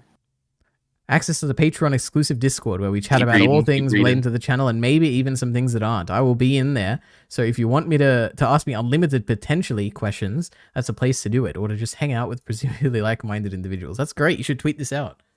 People No, love it. Leary, remember? I deleted the bit that says I'll delete it later. Yeah, you did. Yeah, it's great. And now look So at you're this. proud of me. I am, and people are going to be so proud of you when you tweet this out and you get a bunch of people who are going to talk to you on off stream, okay? All right, let's see. Previously on The Acolyte. I mean, the best parts about Star Wars is there is no good or evil. Depends on what side you're standing on. I feel like Star Wars is very like That's a silly patriarchal. thing So it to was, say, Leary. Tyron laughed at that part. Oh, yeah. It's the same 3 clips. Like, it's her saying, like, yes, or something. And it's like the Yes. interview with, like, the, This is the gayest R2D2 is Star gay or something. Oh, yeah, that's what Yeah. I'm thinking of. Yeah, crazy. Don't worry, you'll see them all a few to times. have like this sort of woman-centered figure. Let's check the comments. God, it is kind of cringe to have these, like, the actors say this. But also, like, you know, they got to go around and parade the show somehow, but I don't know. People have told me that it's the gayest Star Wars, and I'm frankly into it. I carried them. I created them. It's pretty gay, let's be honest. But if you can't look and see that Anakin blowing up the Death Star possibly killed millions and millions of people, I'm gonna get in trouble for saying It's just Leary. It he wasn't said Anakin. Anakin. God, what an idiot. Oh, That is the beauty of this story. Are you people f***ing retarded? But the Jedi... all right, is this the whole... Is this it? There was... No, hold on. You gotta keep going. There's But no there way was he's also- gonna... Okay, yes, go ahead. There was related drama like this with House of the Dragon Leary that you missed because the Damon actor didn't know anything in this interview and some people were making What, fun Matt of him. Smith? Uh-huh. Oh my god. No one can make He fun of didn't Matt know Smith. what a Targaryen was or something and everybody was very mad. I hate everyone. They're all evil. Did you watch the Blind Wave Acolyte stream? I did. I don't know if I watched all of it, but I did. It was a little bit like I like it. You know, I always like listening to Blind Wave.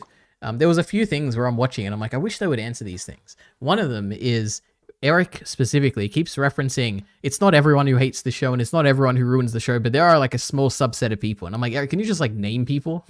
Like, I don't like how he's ambiguously referring to this like small group of people who I don't even know who he's talking about. Star Wars theory. Like, that just frustrates me a little bit. Like, just name people. You say like Star Wars theory or like say like some of the bigger names that you This think are guy, actually Leary, bothering look you. at the subs he's got.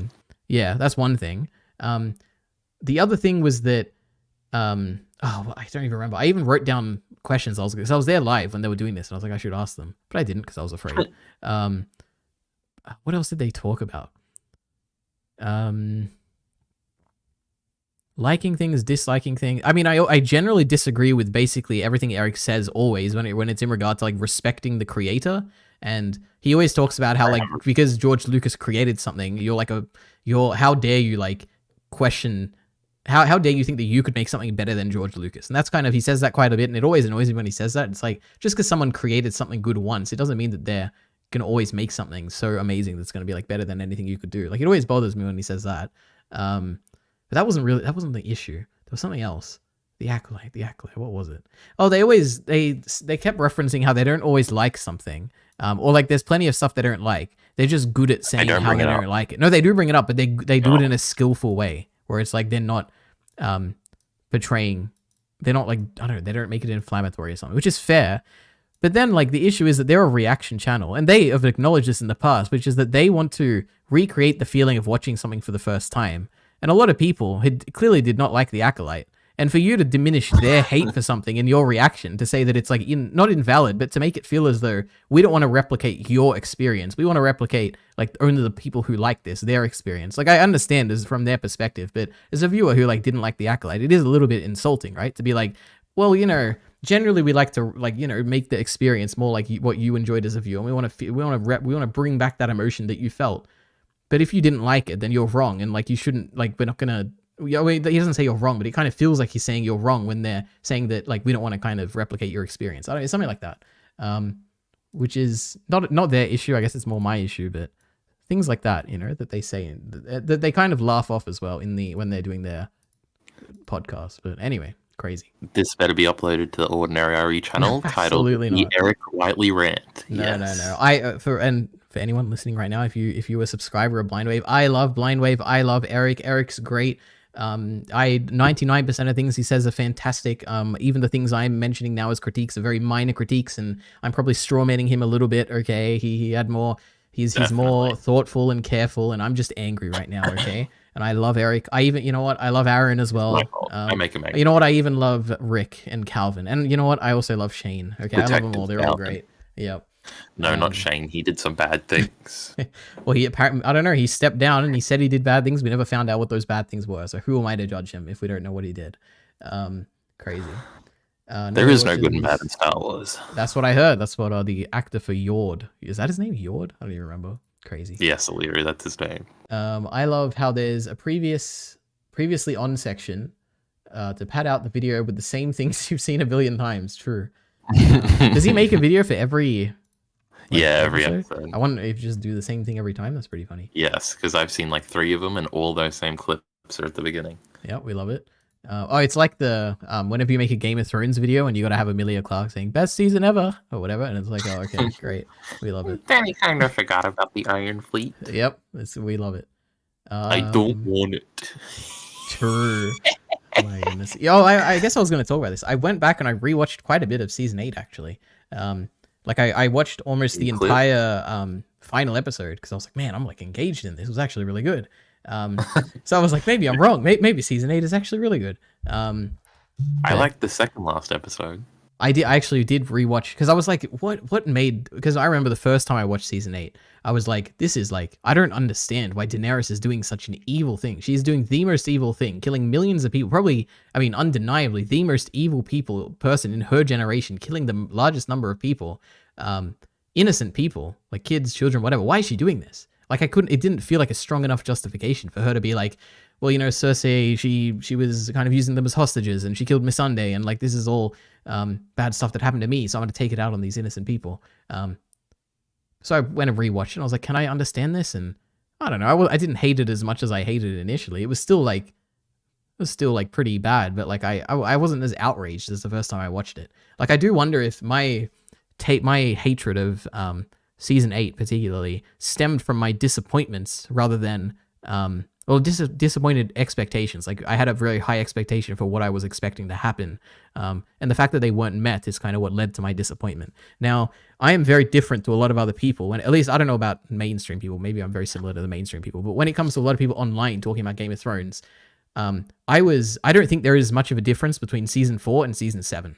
I love season 7. Even I like the first 2 episodes, or even just like the first episode or whatever of season 8. I think they're just as good as everything else that has come before it. And I know a lot of people are like, oh my God, after season 4, the book is done and it's not as good as whatever. I didn't have that feeling at all. And I was defending the show vehemently, even after the Long Night episode toward the end, where everyone was complaining about how fast it was and how dark it was and how Arya shouldn't have been the one, and like all these weird arguments. And I'm like, I don't like any of these. I just don't like how rushed it was and how quick that was. Like I was building up to this fight and I was expecting it to be a big thing to happen so quickly.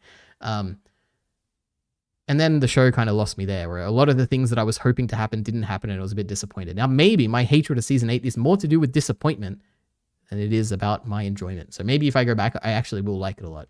That's my conclusion of my rewatch. But anyway. Battle of the Bastards sucked, bro. God, I love Battle of the Worst Bastards. episode of the whole show. Oh, and then when I was watching season 8, and I was like Googling things, because I'm like, oh, what happened here? And like, what do people think about this? There was like a positive Game of Thrones subreddit.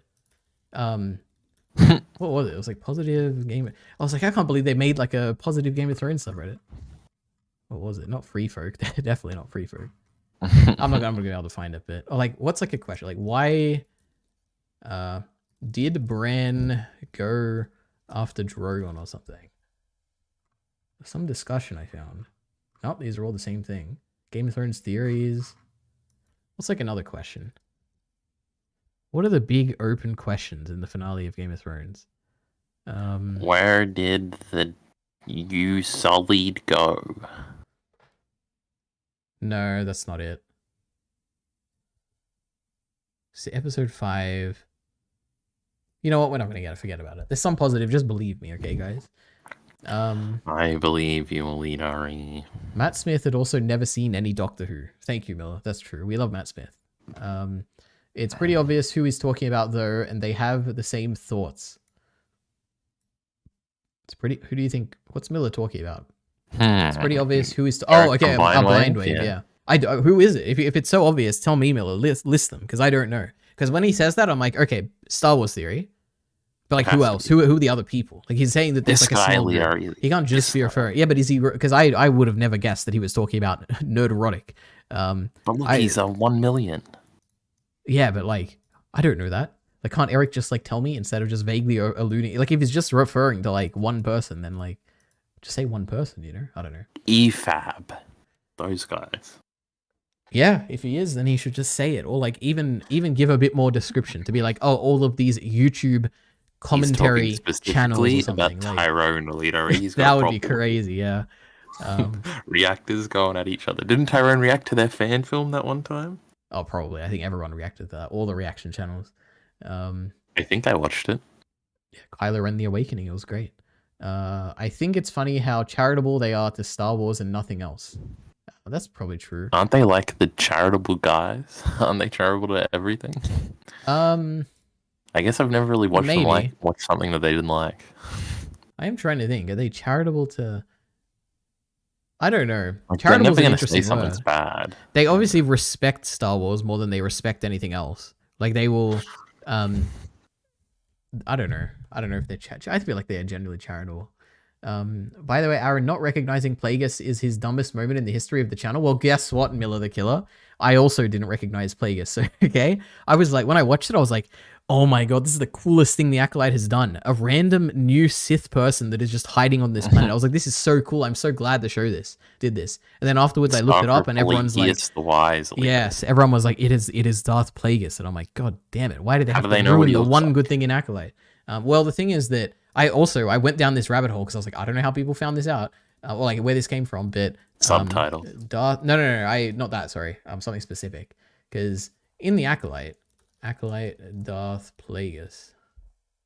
Let's see. So he looks like this, obviously, right? Where is it? Okay, this. And I was like, oh, I don't know if you can see this on stream. Wait a minute. Oh, you probably can. I've already seen it in the video we're watching. Yeah, and I was like, okay, so this, to me, doesn't look like anything that I've ever seen of Darth Plagueis. Because obviously, as a Star Wars fan, you always hear about him, and you look him up, and he always looks like this, okay? Which, these two things look nothing alike to me. I wouldn't be like, oh yeah, the guy in the shadow obviously looks like this guy. It's clearly the same person. To me, they don't look anything alike, right? But then, wait a minute, let's zoom out. You find this picture. Where does that other one come from? You find this, right? This looks identical. Like this and this are the same character, obviously. Like they got the same eyes, they got the same nose, they got the same shape, they got the same hood. This is the same character. So obviously this is Darth Plagueis because it looks identical to this. And then I was like, so where does this art come from? And I tried to look at it. I did like reverse image search. I tried to see if anyone was asking about it on Reddit or anything. And the only thing I came up with was that this is on Wikipedia. It has no source as far as I understand. Can you like reverse image search on here? Search image with Google? It's Polygon. They'd probably have to say where they got it from. They'd probably just say the wiki, huh? I don't know about that. Let's see. So that's that. Darth Plagueis art from... Oh my god, Kyle. You're kidding me. This is all I have to do to find it? I did not try. I was Of like, course, there's no way. every Polly. website does this. Okay, Darth Plagueis art from a 2012 Topps trading card. Okay, it's from a Based. trading. No wonder I couldn't find it online. I thought it was like a fan That's art. officially or licensed. that makes perfect sense. Yeah, and well, I was gonna say the conclusion I came to is that it came out in 2012 because I went through the Wikipedia, Wikipedia page, the history, and it wasn't there in 2013. It wasn't there in 2011, so it must have come up in 2012. But look at this, from a trading card. So yeah, I guess it's based on this, and it looks just like it. So yeah. Anyway, that was my conclusion. I'm just so smart. Yeah. But yeah, this is all to tell Miller the Killer that I don't blame Aaron at all because this was the kill image. himself. All right, this was the image of Plagueis in my mind, and I'm sure millions of other people's minds around the Where world. does that one come from, Aliari? Where does that one come from? I think from the novel, right? Maybe not. Maybe it's from like some other thing, but I'm pretty sure it is, right? I guess not actually. No, actually, because this is the novel. Unless the Or maybe novel there's was an illustration inside. What year did the Darth Plagueis novel? Was that also 2012? Yeah, that also was 2012.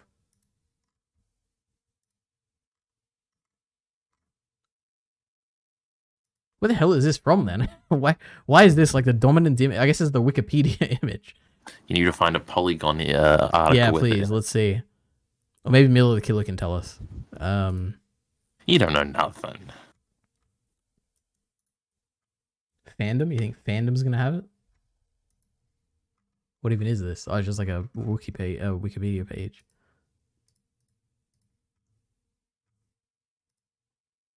Miller says, look at the book cover, it looks the same. Darth Plagueis appears in Star Wars Legends material. Is this the book cover? I'm assuming this is what he's talking about. You know, This is sometimes only one way books to have find different out. editions. Let's see. Darth Plagueis book. I guess this must be what Miller's talking about. Wait a minute. How do I even... Okay.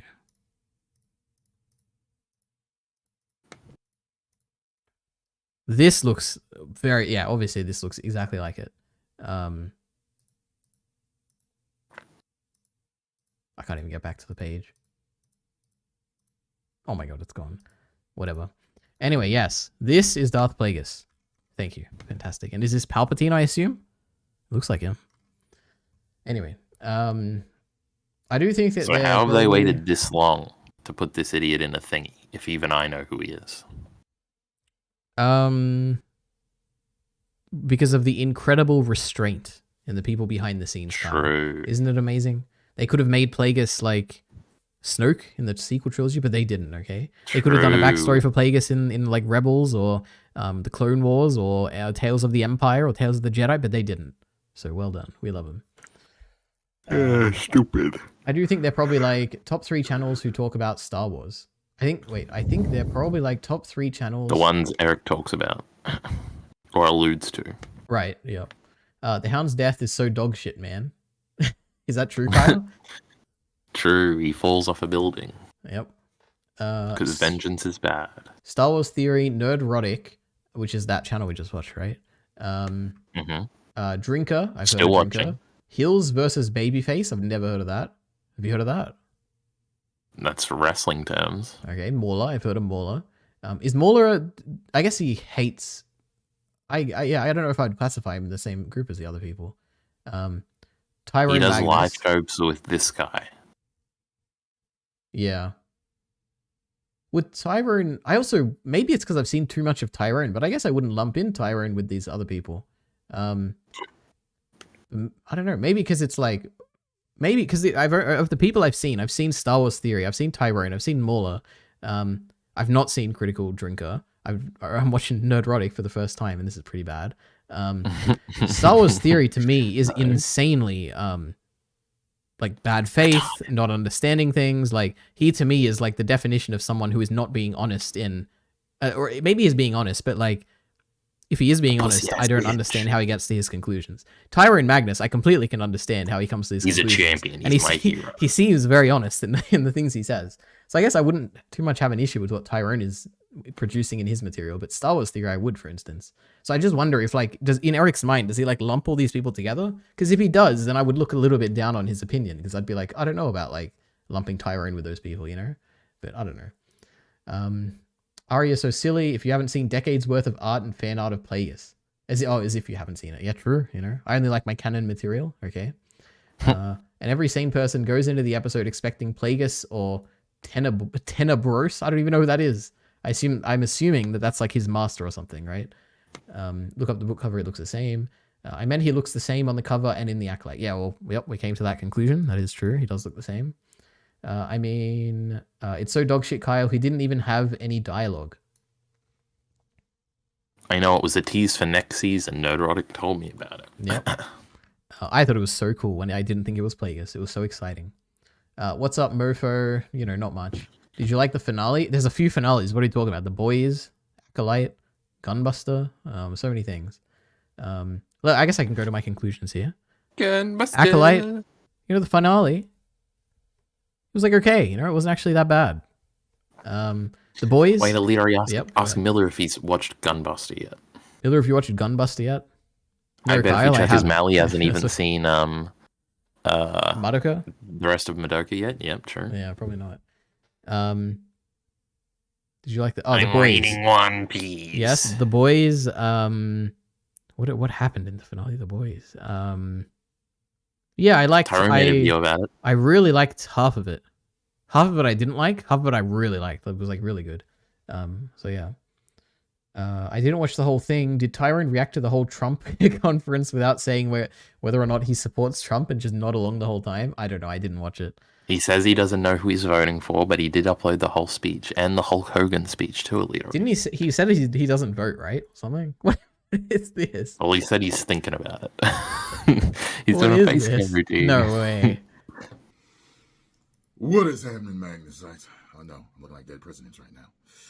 Figure people always asking me about my skin routine.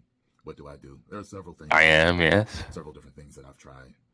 Tell me. That I don't do all the time, but I remember that when I was Shut up, Epi. all the time, man, I combined this with a fast, a juice fast. So I was on a juice fast, and when I was doing this fast, I was like, okay, I was just paying attention to all the things. It's like a meme. Be really healthy for me, and I think he's just explaining it, Larry. Kryptonite clay, I believe. Mask. I believe that's what it's called. Is that what it is? Yeah, the Aztec secret. Indian. World's most powerful facial. No jokes. Deep pore cleansing. No jokes. Calcium bentonite clay. That's what this is. And I've noticed that certain people will do it in different ways. Some people will use water like I do. Some people use You're really enthralled here, Leary. Yeah. I just can't believe this is real. I mean, it must be a joke, but I don't think so. all right. Wow. This is a branching out of content for Kyle. Oh, Jesus, not Kyle. Tyrone. This will be how I do my face reveal. Yeah. So what was it? Oh yeah, Trump's the hour and 45-minute Trump thing. Where's the Hogan one? Oh, it's the video we're watching right now, Leary. Crazy. Joe Biden is stepping down and will not. Oh yeah, I saw this and I was like, is this actually Doesn't true? seem to be true. Yeah, then I went to Sportsbet and I was like, oh, there's like a 10-1 odds. Maybe I should bet on Biden. Oh yeah, I'd get paid out, Leary. Yeah. Oh, I bet I should have saved it. Crazy. But I didn't. All right. Well, let's see. Both, I guess. Soul Death was very anticlimactic to me. Oh, I liked it. That was a good part of the episode. I liked that aspect. Spoiler. Star Wars Theory said it doesn't matter if Star Wars is good or matches expectations. It just needs to have the spirit of George Lucas Star Wars. True. That's an intellectual right there. Just like me. Okay, I'm an intellectual too. Boys finale was wild. Kyle is too loud. That's probably true. Say something, Kyle. No. You know what it is? Because your video was quiet. All these videos I'm listening to are quiet. I think my ears are just messed up at the moment. Crazy. Rounds your voice out. Needs adjusting. I think I adjusted it. No, I got to the part where they find out. Huh? No, I got to the part where I don't even know what this is. Is this a Gunbuster thing? It's a One Piece thing, you idiot. Oh, One Piece thing. Doffy didn't leave the Warlords. It's so sick. Crazy. My goodness. Never heard the name Doffy. No Flamingo, Leary. Flamingo? I've heard of the Flamingo thing. That's him. Crazy. Anyway. Will you read My Hero Academia? Yes. $1 now, Leary. This is crazy. Who made $1 million? No, Biden's paying $11. Now's perfect. Put $100 on him. But I already did $5 on the thing. Do 100. Do 1,000, Kyle. Imagine all the money you'll make. You'll be set for like a few months. And if he drops out, you get like it gives you your money back. I'm pretty sure that's how it works in sports things. If your player gets injured, you get your money back. You should make your prediction right now, Kyle. Who's gonna win the U.S. election? The Democratic nominee. Really? You think so? Champion stuff, yes. Destiny will make it happen. God, I was so wrong in 2016, Kyle. I bet on Hillary. I put all my money on her. I was like, there's no way the world can come to this where Trump can be. I was president. 15. Yeah, yeah, that's true. I guess I'm That's older than you. illegal. I guess I wasn't that old, right? How old was 2016? I guess I'd be 21. So I guess I was old enough. You're ancient. You're gonna yeah. die soon. Yep, crazy. So Kyle has put it out there. The Democratic nominee is gonna win. Crazy. Kamala, I believe in her, Leary. Don't worry. All right, fantastic. You know, what would I say right now? I am someone who is not politically informed, okay? I don't know nothing. But if I were to guess, if Joe Biden stays in the race, I would put a lot of money on Joe Biden, okay? I think that I think the majority of people who don't like Trump are not going to change their mind no matter what. I think the question is Oh my God, Leary. Yes. You gotta see your Twitter, Leary. All it is just racist people now. I also have not seen that, but I know people complain about so Twitter being crazy. like some right-wing thing now. I just see a bunch of fan art for anime, so I don't think know. it just fucked up my algorithm because of the Destiny tweets. Oh yeah, 'Cause he's a maybe, fucking yeah. idiot. That is a and so little now annoying. it's just literally Nick Fuentes clips constantly. Well, isn't that and like just great? people retweeting the guy with the Indian wife and going like, "This is what they want for your country." You know what you need to do, Kyle? You just need to retweet more fan art. Okay, then that's all you get. It's great. Chainsaw Man. Just go to my Twitter, just retweet everything I retweet. It'll be great. What do we got? We got the Markima thing. Look at this. What a work of art by Kieron. That's So a go follow minion. them. It's fantastic. It's a Makima minion. A mucky minion. We love it. Yeah, that was pretty funny, right? We got Bacon's Balalaika cosplay for Scar. Really, really great. We love this. It disturbs me. I It's like fantastic. What other art pieces have we got here? We have a bunch of boobs. Jujutsu Kaisen women. We love them. They're great.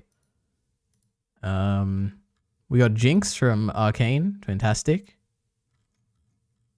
Oh my god, we got Asa and Yoru and the War Devil in the Gurren Lagann Nia Tepelin style. We love it. We got Pochta on a piece of rice. I guess the Pochta sushi. Cute. I guess that's basically it. No fan art. Oh, we got the episode 1 of The Acolyte. Crazy.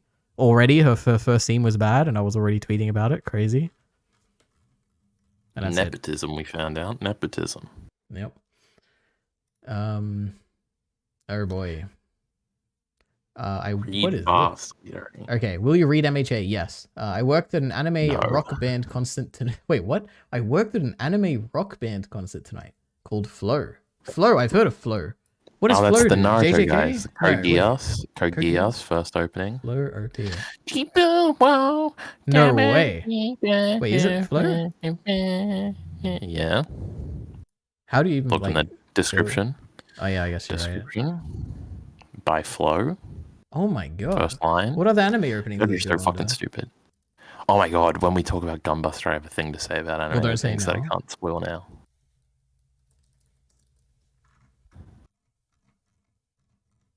What an opening, by the way. My goodness. They made 2 of the most favoritist Naruto ones. Not my favorite, overrated ones, frankly. Yeah, Naruto, you're right. 4th opening. Naruto Shippuden, the 6th opening. Crazy. Yep. Dragon Ball Z Battle of the Gods insert song. Oh my god. 7 Deadly Sins. I thought it said Black Arrow, just Back Arrow. Crazy. All right. Oh my god, I forgot about MHA. Bye, going to watch. Trump will win. Apologies. Unless something even more crazy happens. MHA has been so disappointing this season. The Endeavor versus All for One fight was so underwhelming. The Endeavor, I haven't even got up to that yet. But I don't know. I'm excited. I've enjoyed the season a lot. I thought that guy was in prison. Which one? All for One. Not the guy who abused his wife and abused her, I his think, kids and unbelievable. He's I way wouldn't forgive worse. him. What has All for One done that's so terrible compared to True. Todoroki there. Joe Biden won't win, unfortunately. You two are delusional. I think average person thinks he's in bad health. Who cares? That's true. Yeah, but I mean, that's the thing. I think it's like, do people hate Trump more, or do they like fear Biden and his senility more? I don't know, maybe. I think Kamala has a better chance, but too late to stop the Trump train. Nope, that's it. I'm saying it right now. Joe Biden's gonna win. Okay, he's sticking through. He's sticking through his health. All right, no matter what, he's gonna be there. Okay, he's pulling through. But Barack told him today, leader, to stand down. Yeah, well, Joe Biden's a strong man. He's gonna stand up in the face of even Barack Obama. Those four JJK women are like the worst women in shonen, to be honest. What are they, like evil? I guess they're like kind of they're kind of immorally That's ambiguous. obviously I guess, not what Miller means, leader. Oh, okay. I hope I'm wrong. I hope I'm right. Okay. Anyway. Crazy. Can we get back to my great video now? Jesus Christ. Okay. Like you might call me Sith. I can't help but feel partially responsible. I think it's canon that R2D2 is a lesbian. Funny joke. Can you believe people hated this chant? The best thing that Acolyte ever did. The coolest chant. Even before I saw the public reaction, you know what I wrote in my notes, Kyle? I said, this chant is so cool. I love the non-diegetic music or whatever. It was sick. And people hated it. I can't believe it. I've heard you say that before, leader. Because it's so cool. I got to reiterate it. Maybe I'll convince some people listening right now. It's like that scene from Portrait of a Lady on Fire, remember? Exactly, but I didn't. That was a bit weird, but, you know, this one was cool. I dropped a diss track. That's what I heard. Excuse me while I whip this out. You get nauseous when you drop through hyperspace? What is this? Why is there so many edits? Get sick. Is this like what all his videos are like? They're just like funny edits? Well, I've only seen Acolyte videos, but it seems to be the case. Crazy. I find it unsettling. When he talks, it's even worse. I cannot see. I'm legally blind. We open up directly following the events of episode 6, which was That's followed like by a the 10-year-old flashback episode joke. 7, which was... Did you just cut off his actual part where he's talking here, Kyle? Unbelievable. Oh, sorry, I was looking forward to this. My God. We open up directly following the events of episode 6, which was followed by the flashback episode 7, which was essentially a repeat of the flashback episode 3. We last saw a diverse True. non-binary female protagonist putting on a helmet. And what you... She non-binary? Wait, what? Because she looks a little weird, I think. Actually, I She thought doesn't she even might look have weird. actually been non-binary. Wait, but what? I guess Oh, maybe she's the not. actor is... Oh, the act. What do you even say in a non-binary case? The performer? Emma Darcy on Google says actor.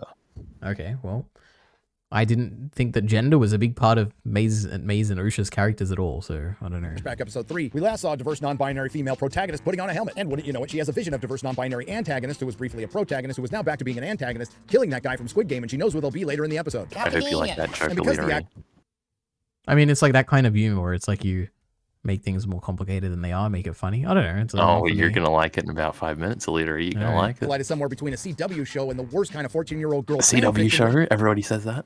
as a coloring book. Little Wang, who wants to kill both the guy from Squid Game and the diverse non-binary antagonist who's briefly a protagonist who's now back to being an antagonist, and diverse non-binary protagonist who wants to stop diverse non-binary antagonist who is briefly a protagonist who's now back to being an antagonist from killing that guy from Squid Game. Decide to go together in the same ship. What ship? I'm taking mine. You're going where exactly? I've seen where they are. So we go together and see who gets to her first. And you may or may not remember that the last time we saw diverse non-binary antagonist who was briefly a protagonist who's now back to being an antagonist, and that guy... I don't even understand the joke. I mean, I understand like what he's being absurd or whatever, but it doesn't even work because it's not even that complicated. Like the joke would be that it's so convoluted that like, oh my god, this person's the protagonist, oh now they're an antagonist or whatever. But it's like so straightforward. It's like there's twins, one of them bad, one of them good, but they both like somewhat go to the middle and then they kind of swap. It's like it's not very confusing, but I don't know. From Squid Game, he had her restrained on a bed. Right, what you know, Leslie. Anyway, that guy from Squid Game was finally going to reveal the truth that he had been teasing all season. I'll explain everything. I'll explain. It's time for me to face the High Council to tell everything. Everything? So you're going to listen. Tyrone died at this part earlier. He thought it was very funny. You and Osha. At what? Wait, this? And he got interrupted a bunch when he was going to explain. Oh, I mean, it is frustrating, but yeah. We're not twins. We're not even sisters. You're Good thing we watched the last episode, which was essentially a rehash of the third episode, which basically confirmed that diverse non-binary antagonist who was briefly a protagonist, who's now back to being an antagonist, set a fire in the highly flammable stone structure, killing the remaining coven of lesbian space witches that Moss Windu didn't kill when they possessed... Lesbian? Are they... I don't... Oh my god, Kyle. I just can't believe it. There's no like sexual or any element to the women in the show whatsoever. There's no agenda pushing. There's nothing. It's so like it's so benign, benign. Sorry, in the show, there's like nothing. They just happen to be women. So were the Night Sisters, like, and they were in the Clone Wars. Did they have an issue with them? Like, this is absurd. Killing the remaining coven of lesbian space witches that Moss Windu didn't kill when they possessed Kelnaka. And Soul can't help it if he's retarded and some lesbian space witch rematerialized around his lightsaber. What he is guilty of is having inappropriate connections to a youngling. But as it goes with mystery box storytelling, the audience has to wait for the uninteresting main character or characters to catch up with him. You know, it's too bad the Jedi Master Soul didn't think to remove the plot convenience from his captive. And the diverse non-binary antagonist, who was briefly a protagonist, who's back to being an antagonist, gets away. It's barely an inconvenience. Nice helmet, by the way. But when that guy from Squid Game has diverse non-binary antagonist who was briefly a protagonist. All right, I think we got the point of this video. Crazy. You'd think you would stop at some point. You think because YouTubers do this bit, but then they have a bit like 5 minutes in where they're like, "I'm not going to do that anymore," and then maybe they do it one more time, but he just does it the whole video. Larry, it's impressive. Skip 8 and he gets the views. What could possibly what happens? Yeah, no, I just want to see him do it again. No, it's okay. I remember my grandmother telling me, "I don't care what they tell you in school. Nerd erotic was black." True, it was kind of crazy when I saw. I didn't think it was black, but I thought it was very different looking. That's for sure. Well, I can't see him. I'm convinced that this series was written by people who have only ever read coloring books and eat crayons. That's funny. When in doubt, blame the man who did nothing wrong. That sums up Disney's mentality on their failure. Oh yeah, that's the conclusion he comes to. Oh, I guess that is like the conclusion to the story, the plot or whatever. We didn't even get to the joke about the green girl at the end. Well, she's a bad actor, okay? So unless it's just the directing. From my point of view, the Jedi are evil. The Acolyte writers, crazy. These guys making fun of the show is more entertaining than okay, great. We love it. We love the audience. Do you think they've even seen the video, or are they just commenting because it's like Acolyte bad? Let's leave a comment. We hate Acolyte. Crazy. I think they watched the full video. Maybe. What a channel. I like the thumbnails. They stick out. Search most popular, Larry. I've never actually been on this shitty channel. Woke Hollywood is failing. And that's a good thing. Man, crazy. Top 5 woke disasters of 2022. MCU. Crazy. Genius. We love it. Was that Trump I just saw? What was that? Crazy. EFAP. Crazy. Where? What? Where? EFAP Rhaenyra. Oh yeah, I watched part of this. No, you didn't. Crazy that I rewrote Valentine's infamous ending and people loved it. We hate rewrites, okay? It's only 2 hours long. Crazy that WR didn't get Bernie because age. I don't know who WR is. Because we. Oh, we didn't get Bernie because age. But get Biden. Bernie was articulate. I think we all know what my stance on Bernie when we saw that one tweet about the company that was not paying their employees. I hate him now, okay? We're not going to rehash all that, okay? I don't want any Bernie propaganda in this chat, okay? Jesus. There's a low bar for women in shonen. Sure, I did hear that My Hero Academia was sexist. Remember we watched that one video? Crazy. And Naruto's even worse, Leo. Also, May, actor, very attractive. May from The Acolyte. I can, that's okay. I can agree with that, I guess. It's just a girl with dreads. You could always reduce someone's appearance, you know, to facets of their appearance, but they all form a collective, you know, person, and we don't judge people unless we do. So there's a conclusion. Oh, yeah, we still gotta go to my... Sorry? We still gotta go to my MyAnimal list. Yeah, what are we doing on your MyAnimal list? Just checking it out, you know. Shouldn't take too long. Just updated it, you know. Let's have a look. So what did you update? Your profile? I don't remember. Not the profile picture, because I don't have a copy of that image anymore. Yep. It's on the old computer. Oh my god, I updated favorites. I took Steins Gate out, I think. So we have... And Naruto in. Naruto Shippuden. Oh my god, it's Roberto. Crazy. We got Naruto Shippuden. Oh, that's not what I wanted to do. Evangelion. Is this the remake movie too? The fourth one. Oh, the fourth one. Okay. 2021, O'Leary, don't be crazy. Yep, we got Serial Experiments Lane. Yeah. The first Evangelion movie. End of Evangelion. No, the second one, but that's okay. What was the first one? Death and Rebirth, of course, the great recap movie. Oh, we don't count recap movies here. It's got one new scene. We got Shinseiki Evangelion. Great.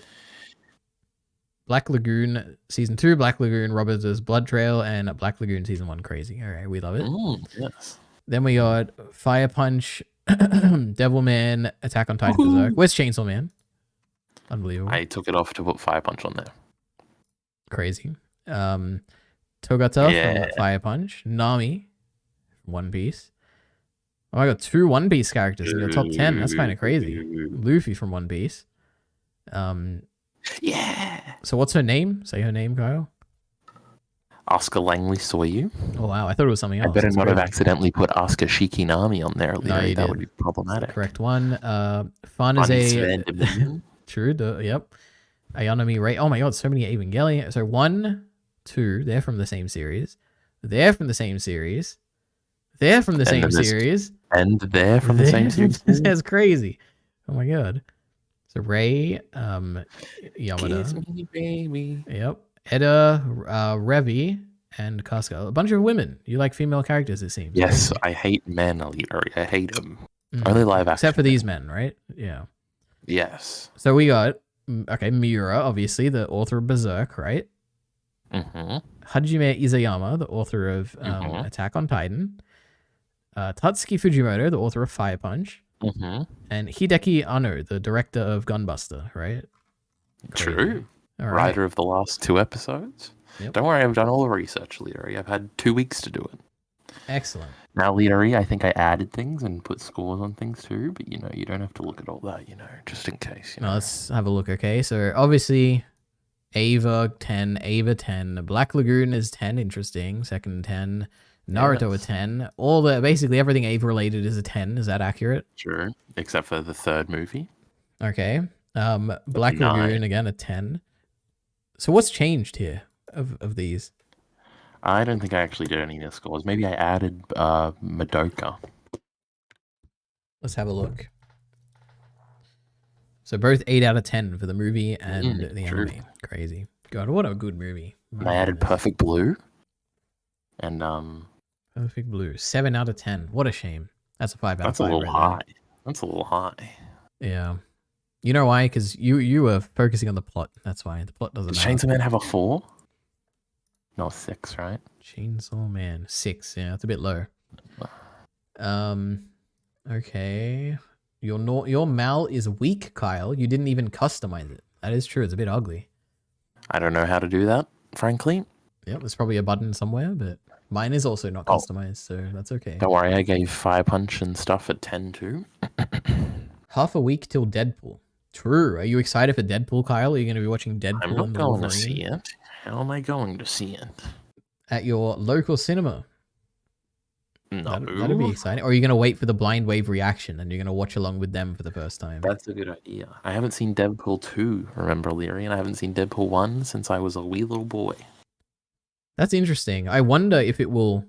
I wonder if those are going to tie in. Because I know Deadpool 2 very much relied on you understanding some characters from Deadpool 1. Now, Leary, yeah. kind of funny, you've been making Deadpool reviews for the last 2 weeks, because it's only 2 movies, and they say that everything ties in, and it's very good.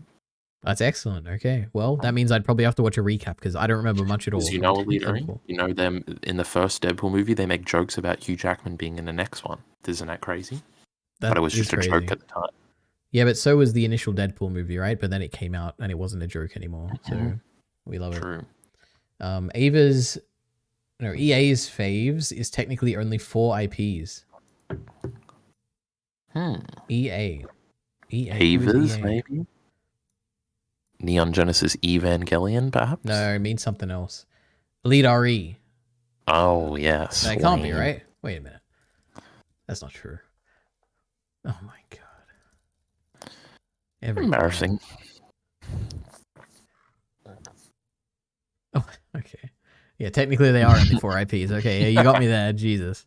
Well, my characters are from a bunch of different things. Right? I don't have any Actually, just- overlap. Oh, wait, no, Ellen.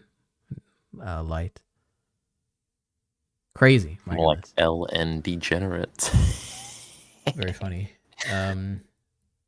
Okay, what have we got? Watch the first minute of that video and see if it's good. Wait, we got a few You've just things learned about here. Nerderotic, and now you're going to learn about the Critical Drinker. No, we love the Critical Drinker. That one Cowboy Bebop thing was hilarious. Why I want to see that Viserys video. is the greatest You fantasy didn't find it. performance. Find it for me, The Illyri. I best want to see it. fantasy performance. I do Okay. that in the playlist today, Illyri. Seems stupid. Cowboy Bebop, Danielle Pineda. Oh, here it is. Look, easy. Oh That's my why. God. It's just so funny. My goodness. Okay. Is this going to be a Kyle Entertainment video where she says, fuck you guys, and doubles down really hard? I guess we'll have to see. Hey guys, so as you know, our Cowboy Bebop first look dropped today, which was so exciting. And I just wanted to address a couple of things that sort of keep coming up in the comments amongst fans. First, I wanted to apologize to the fans that I did not anatomically match the Faye Valentine character. 6 foot, double D-sized breast, 2-inch waist. You know, they looked everywhere for that woman and they couldn't find her. It's kind of weird. So they just went with my short ass. I know. Am I right? You know, there was talk about like, can we put Danielle in a time machine and maybe give her different parents so she has different genetic information to sort of make her look better? It proved to be too complicated. And the other thing I wanted to bring God, up. it's so funny because it's just it triggers the people who see this so much. That's just what's so funny about it. I wanted to apologize that the outfit I'm wearing is not exactly what she wears in the anime. You know, we tried. But doing stunts in tissue paper, things disappear, they rip. Sometimes it just got. Anyway, like I was saying, that original costume, they made a couple of them, but like I said, they got sort of slurped up in my various crevices, never to be retrieved again. So we needed to really build something that could withstand the test of time. So just, you know. Peak. That was pretty good. Enough of this hateful comments, guys. Stop it. Crazy. And it's cancelled. Funny how Netflix is willing to sexualize fucking cuties, but refuses to sexualize an already sexy female character at the same time completely destroying its character. You guys never learned since Death Note. Crazy. That Death Note review was good, Alita. Don't let them tell you. No, it wasn't. It was not good. It was good. It was incredibly boring, okay? It was incredibly nothing like the show. Chainsaw Man anime. Yeah, okay. A little bit better than the Chainsaw Man anime. That's not true. Can you put live action stuff on Mal? Do you think? There's no way, right? So. Wait. My anime list, Death Note movie. Nope, just the forum post. Have you ever looked at the Mal forums? Not. I've never. Have. Wait, no, that's the. I definitely knew they existed. No, it's just the discussion I was not surprised series. when you just said that. So. Let's see. What do they discuss on here? They got news. Let's see what the current news is. This is the most bland-looking website I've ever seen. 4th season of Kanojo Okarishimasu. Fantastic. Light novel. Oh my god. Mushoku. No, it doesn't show up. Anyway, crazy people are mad. And just 1 minute of whiny gaslighting, she managed to alienate an entire fan base and kill off the show, Lamau. God, I have to. Like I'm so glad that she made this video just to annoy people like this. I love it. I love it so much. See, Larry, we got to be in the culture wars. We got to make fun of that guy we just watched and beat up on his we don't make fun of people. Okay. 34-year-old Trump asked if he'd ever run for president. Wow. Okay. I assume. Larry, I did think about starting either that or One Piece today because I was just had a postpartum depression, but my baby is my video. I'm just like, what do I do now, Larry? You prepare for the discussion about Gunbuster. Don't worry, I already got like 3 pages of notes, Wikipedia summaries copied and pasted into the document, Larry. We've never been more ready. Now, so yeah, I can't be doing that.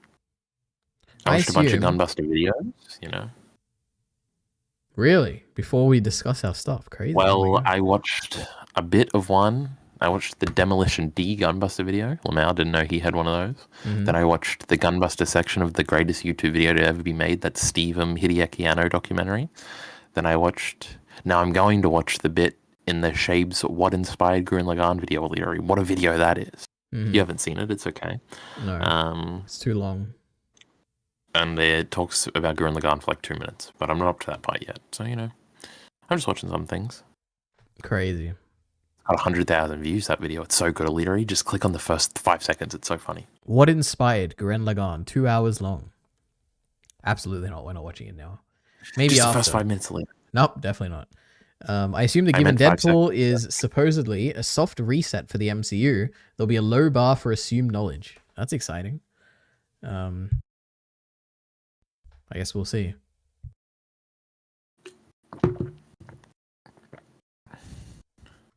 Okay.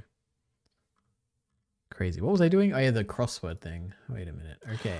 Oh my god, I wonder if I did this one already. So guys, we have a crossword to do. Okay. So, Jesus, No, I definitely this is a big one. I've seen one that was this pattern before, but it wasn't this one. This was like a week So ago. reggae relative. No idea. R&B or something, maybe. Huh? We'll leave that one now. Rhythm and blues. What does that mean? What is a reggae relative? Reggae is a music, idiot. Oh, I've never heard of it. Okay. You know Bob Marley, are you fucking moron? Repeat a mantra during meditation. Chant? Yeah, I think chant, yeah. Perform better than. Outperform. That doesn't fit. It's going to be 2 words, Leary. Perform better than. We'll come back to it. Next one. Defeat. No. Collaboration that yields more than the sum of its parts. That's impossible. Remember That's, entropy? no, that's like the whole moral system thing about units of happiness or something, right? Collaboration that yields more than the sum of its parts. I don't know what word would possibly encompass that.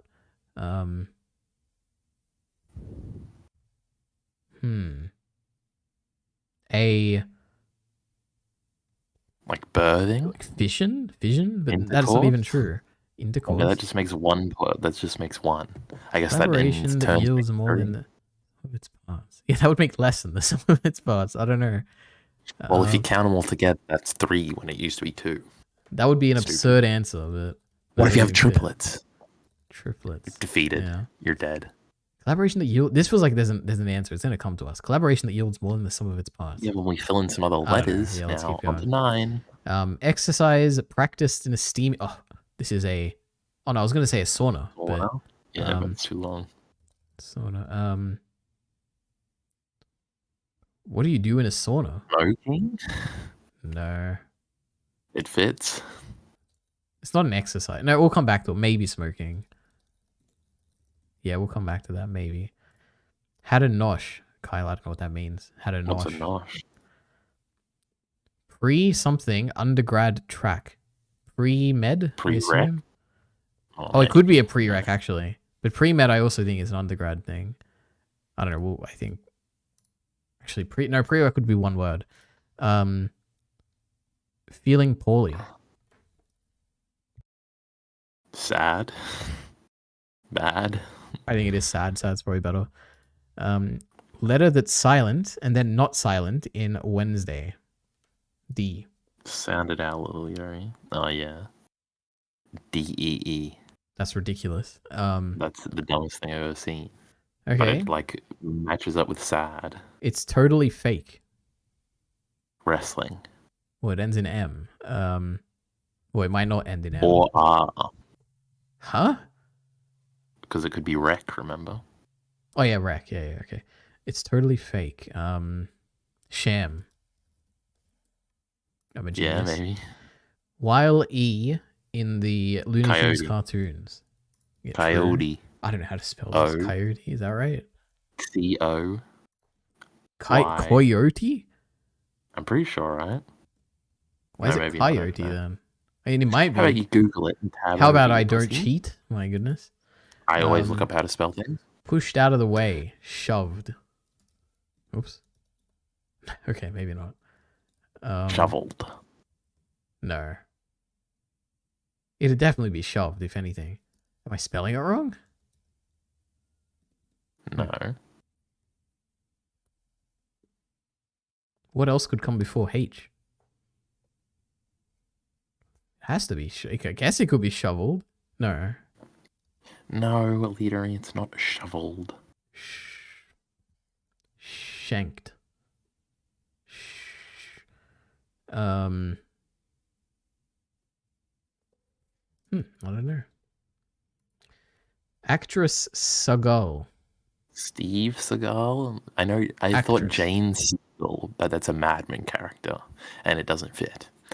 Now... Katie. I don't know why that comes to mind, but I don't know anything about Steven actors. Seagal doesn't fit. That's the guy, though, right? Yeah. I'm not sure. Well, it's an actress, right? Female. Yeah. iOS alternative. Android. No, Samsung, obviously. Okay, so it's not sad. Okay. Oh, it's IAD. What is IAD, I wonder? Feeling poorly. I am. I don't know. I am. Ill. I believe it. Okay. Okay. Flip on or off as a switch. Toggle. Turn off. Oh, maybe. Genius. Ivy League school in Connecticut. Do you know this one? Yale. Is it really? I have no I idea. mean, it fits. Oh, synergy. This must be then. That's the only. What does it say? Collaboration that yields more than. Is that like a thing? Is that what synergy means? Crazy. Hot yoga. Hot yoga. It has to be. I heard a knocking outside. What was that? Wait a minute. I'm coming to get you. Oh my god, Chatty just abandoned us. Now this is a Kyle Entertainment stream. It's hot yoga, and then 10 is how to notch. Must be 8. Hot yoga. Oh my god, that's ridiculous. And then 10 must be 8. Okay. I wonder what a nosh is. I wonder what. I guess is this a British thing? No, it's a. Outdo. I told you it was 2 words. That's ridiculous. Outdo. And then what's the top one? Reggae relative. What was the first thing you said? R&B or something? Blues, yeah. It's like a music genre. It has to be. Shunted, I guess. It has to be. What was this? Pushed out of the way? Shunted, I guess. Oh my god, it is Katie. I'm a genius. Jesus Christ. What is SKA? I have no idea. 6 minutes, 6.5. That's not bad, right? Hot yoga is crazy. How is it aisle? It's ill. Ill. When you're ill. Oh my god. Jesus. Outdo is crazy as always. They love it. Oh my god, we got a lot of messages here. MB or R&B. True. I'm gonna pee while you catch up on this. He said sutra. Is that what SKA is? Maybe. Chant. True, we got that. Synergy, we did get that way later. Read chat fools. True. 7 is synergy. 1 is R&B. Not 1 is SKA. Believe it or not.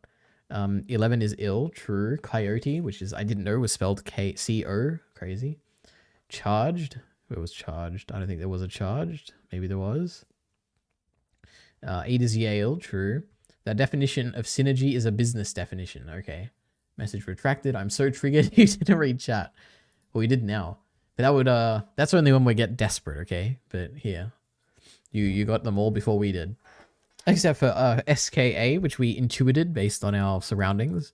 Because I don't even know what that means, but I'm guessing it's like a genre of music, apparently. Okay. There's a knocking outside. Crazy. Okay, trivia we're not doing. Terraria World, I can do that another day. We got this critical drinker thing. What else is on the homepage? I'm not going to stream for that much longer. You know, I have to watch Gunbuster. Should be a collaborative effort. That is true. Synergistic, true. My god, we'll surpass our own individual capabilities. Shoki Tensei is a harem. Crazy. Chainsaw Man manga review part 2. Oh my god, is that Miller the Killer, I wonder? Crazy. King Dippy, what is that? No, it's not Miller the Killer. How do you know? Maybe he has a channel out there. If he's Australian, wait, if we listen to this and he's Australian, that'd be crazy. Wait a minute. Let's watch Chainsaw Man review. You like Dragon Ball? And now the conclusion. There's endless chess. What the fuck? Like Makima, the whole reason she's trying to control. No, that's not Australian, but okay. Crazy. This guy's a lot of subs. Couldn't be Miller the Killer then. Synergistic. It's also a pharmacy term for when 2 drugs together have a greater therapeutic effect than if you administered them separately. Like when I took ibuprofen and paracetamol twice today together. That's crazy. The Boys, but it's an anime dub. That's probably really funny, right, Kyle? If we watch this. Hello, everyone. Homelander. I just want to say it's a huge honor to be here with you. Can't stay long. Dumb suck. I heard that you. All right, funny. We love dubs. What if I told you I'm watching Gunbuster dubbed? How'd that make you feel? Then We'll you'd be worse than Jockey Bacon, you know. I do have to say the dub is it's pretty good. Azula once said 2:15. We're not watching it. All right. You're acting like we don't have a perfect video and another tab. The critical drinker and I don't want to. We can watch a minute of this, but I don't That's all we want. That's all we asked for, Leary. All right, what is this stabilized volume? Why is this on? Why is it ruining my experience here? Some opinions need a shout. Oh, I thought this was I his like video. the voice. This no, is someone that's else. Angry Joe, you fucking idiot. How do you not know who Oh Angry Joe no, is? is this an Angry Joe video? Okay, wait, let's keep watching. All right. Some opinions need a shout, others a whisper, and YouTube has space for them all. But there's a type I of like his reviewer in here voice that a looks at little. Oh wait, you're saying on screen this is Angry Joe? Yes. Yeah, Oh, I thought this was the Critical Drinker. I don't know. I have no idea what the Critical Drinker looks They like. do look similar. Okay. Some opinions need a shout, others a whisper, and YouTube has space for them all. But there's a type of reviewer in here that looks at modern media from a shallow conservative lens that I want to look at, because I think it does a Hey, disservice that's to it. criticism while pushing an audience politically to the right. And the channel doing this that I want to highlight is... Oh, I have seen this guy before. Oh, this literally looks like the guy at the beginning. That's crazy. Oh my god. Anyway, You're just a The Critical Drinker. racist, Leary. If you're not one of his nearly 2 million subscribers, The Drinker I'm is not. a comedy persona Oh my God, critic smaller. that rants about modern movies and TV shows, detailing the ways in which he doesn't like them. And when I say modern movies and television, and typically that's the sort of terminology he uses as well, it's better understood that this isn't all movies and all television, but rather specific genres. Most often he sticks to science fiction and fantasy, which is perfectly fine, of course. Those are solid genres, but it's a broad term he's using for a very specific type of movie and TV show. Let's start with a couple of recent reviews he did of some shows to give you a sense of what his videos are like, and some of the problems I have with them. But instead of trying to champion a show or movie that I liked and he didn't, I thought it'd be more interesting to contrast our opinions when we feel the same way about something. So the first one I chose was the Netflix live-action adaptation of One Piece. If you aren't familiar with One Piece, it's a manga about a pirate named Monkey D. Luffy who assembles a crew of oddball characters to find the One Piece, the greatest treasure in the world, hidden by the legendary pirate Gold Roger. Unlike most other live Isn't it Gold D. Roger or something? Oh, that's a spoiler alert. action adaptations of manga and anime, One Piece is pretty darn good, but this isn't my review. Let's see what Drinker had to say in his video. One Piece succeeds where Cowboy Bebop... Oh my god, is the video we watched in the background? That's crazy. We love it. Oh my god. This is actually about the video that I was talking about. Yep. Oh my god. It is. The first thing you'll notice, and right in the title, is that this review needs to be understood as coming from a certain context. While the Cowboy Bebop comparison makes perfect sense, since the show does have the same production company and both are preceded by an anime, these reviews have an even broader That's what context you than always that. say, Who could Leary. forget the stunning non-success of Cowboy Bebop? That's the Critical a show- Drinker. But it was so heavily geared towards modern audiences. Right away, we're getting signifiers of who this review is for. The vague allusion to modern audiences and the post-Trump election Wait, there's a vague? I guess. Okay. screaming person meme from 8 years ago reveal that this is a review for a conservative audience, or at the very least, someone with conservative taste in media, possibly informed by their politics. Here's an example of a more specific bit of criticism from Drinker about One Piece. The men are actually allowed to kick ass, make decisions and hold their own, rather than Sure. existing purely to get outfought and outsmarted by their female counterparts at every opportunity. This is a strange bit of criticism. Unlike Rather than appreciate the men Acolyte. in the series being able to kick ass, what Drinker is highlighting is how women aren't one-upping them, which doesn't really say anything about what these strong men mean in One Piece. It's just getting points for being unlike other shows and movies by sticking to the tradition of strong men in action sequences. This is an example of criticism that's built on a narrative, one that supposedly reflects Drinker's deep understanding of movies and their production, that most of the time when a woman is strong in a movie, it's not just a flaw, but a sign of an encroaching political message. So One Piece having some men come off as strong is seen as brave defiance to that standard. While this isn't really damning of Drinker's criticism in any real way, critiquing a movie within its cultural context is perfectly fine. I'm just trying to establish where he's coming from, and also that this reading isn't entirely consistent or motivated by a careful... Well, isn't this just great, Kyle? I feel like You've learnt so much. No, I just maybe this will be interesting, but I feel like this is just like the most obvious take when you watch a Critical Drinker video, right? Like this is what I he's don't know, doing. maybe. Conservative critique through a certain lens, right? A conservative lens. Later, he talks about how he got things wrong. Who, the Critical Drinker? Yes. With No the way. articles and stuff. It's true. Well, I don't know. I'm sure this is interesting. We made 3 minutes instead of 1 minute, but I guess it's I interesting. like the okay. voice, Leary. That's important. I mean, yeah, I guess it is portrayed as like a very mild-mannered, soft response to a abrasive personality. So Yes, because it's a RedTube video, Leary, and you expected it to something. This piece of shit, I fucking killed him. yeah. But he's No, just this so was so nice. far. You know what? Nothing bothered me in that intro. Some I just opinions- thought, oh, this is going to be like a boring video about the obvious take to the. Oh, Critical let's Drinker check all stuff. the cool big bits. Oh boy. Okay.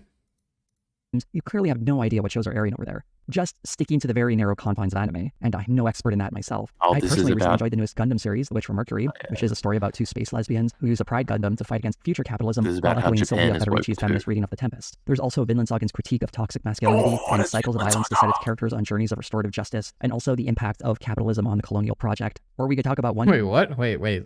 I know this is a capitalism thing, all but let me think. What is the wait, what did he say? Capitalism on the colonial on project? journeys of restorative justice, and also the impact It's of like capitalism kettle. on the colonial He was project. Or The impact of something. capitalism on the colonial project in Vinland Saga. So colonialism would be Knut, right? He's trying to colonize everything. Also, Thorfinn. What do you mean? because he needs money from those whale horns to colonize. Oh yeah, but that's not the anime. He's talking about the anime here. There's Kettle who that would be Wanted capitalism, right? Because he is creating. I don't know what the definition of capitalism it is, but it's about like making more money and more money, blah blah blah. Markets or something. What did he say? Wait, let's see that. While again. echoing Sylvia Federici's feminist reading of The Tempest, there's also Vinland Saga's critique of toxic masculinity and cycles of violence to set its characters on journeys of restorative justice, and also the impact of capitalism on the colonial project. So the impact of Kettle's farm on, or maybe the slavery, like slavery could be embodiment of capitalism. The impact of slavery on it, or something. I don't know. I don't quite understand it. Anyway, I know. What is this? I wonder. Figure describes some of the outrage at Star Trek's first female captain. Oh, this It is reads, funny. Producer Lolita Faccio said that even though social media didn't exist and email wasn't widely used, they received so much angry, threatening hate mail about Janeway. The fax number had been... I don't know what Janeway is, Kyle. All right. This is just about how everything that he's saying is old and not actually new.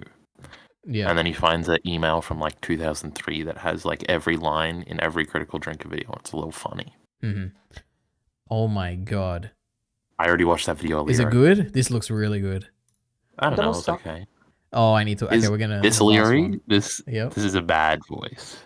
But continue. I'm not gonna judge anyone, but let me just say, this probably is one of the best directed episodes and scenes in all of JJK.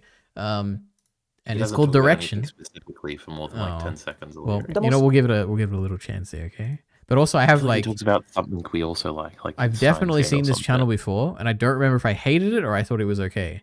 No, this is like your favorite channel. When I saw the video, I was like, oh, this is that channel Ari likes. Is it? What did I watch from here, I wonder? I've definitely watched these videos on your stream. None of these. Mushoku Tensei. I don't like Mushoku Tensei. Oh yeah, we watched this, and this was like I don't remember much about it, but I think it was okay. Talked about aspect of anime production Wait, is animation click quality. on the channel again. It's like God, Kyle. It's like the fourth video or something. It's another one episode, one word title. That's the one you watched on stream. Choreography or something. Why did you click popular? Choreography. You watched choreography or something. I don't remember watching this. Maybe. My Hero Academia is back? No, you didn't watch that one? No. You know, I just remember thumbnails. That's all that stands out to me. And none of these stand out to me. I'm scared he's made like a very bad Mappa video or something. Maybe. There's a lot of like Mappa things here. Studio Mappa is struggling. Is it Maybe that this. Studio Oh Mappa, no! Wait, was this the one with the bad sourcing? No, it's another one. He does talk about Mappa being bad in this video. Popular just building anime in being anime bad. history is struggling, as some of you eagle-eyed viewers might have noticed. The studio's reputation as this animation powerhouse that consistently produces shows which look You better than the recognize industry the average. voice though, right? Not really. Maybe. You're lying to me right I don't. I don't know. Wait, let's Surely see. falling apart. Over the past 3 years, the studio faced 3 different production debacles, and the word debacle is not an exaggeration. These productions, aka Attack on Titan, Hell's Paradise, and Jujutsu Kaisen Season 2, are riddled with production issues. Jujutsu Kaisen Season 2 features a surprisingly large amount of broken, unfinished animation, while Hell's Paradise fell apart right in front of our eyes, with nearly every frame being off model. I've already talked about both of these shows in detail. In this video, I'll try to explain why these issues exist. Let's talk about Studio Mappa's current predicament. Make sure to subscribe. Studio Mappa produces some of the biggest, most popular shows out. No, I don't remember this. It must have been a while ago. Anyway, Direction. Let's have a look.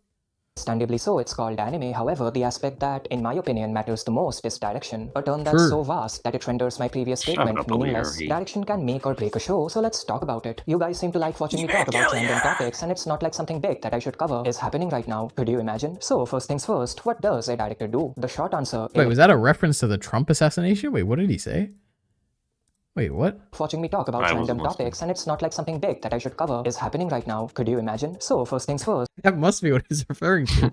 That's crazy. Oh my What god. does a director do? The short answer, a little bit of everything. They are the most important staff member and they supervise every department, the animation, the sound, the script, all of it. Some are of course more hands-on than others. Oh my god, do you know who that is? No.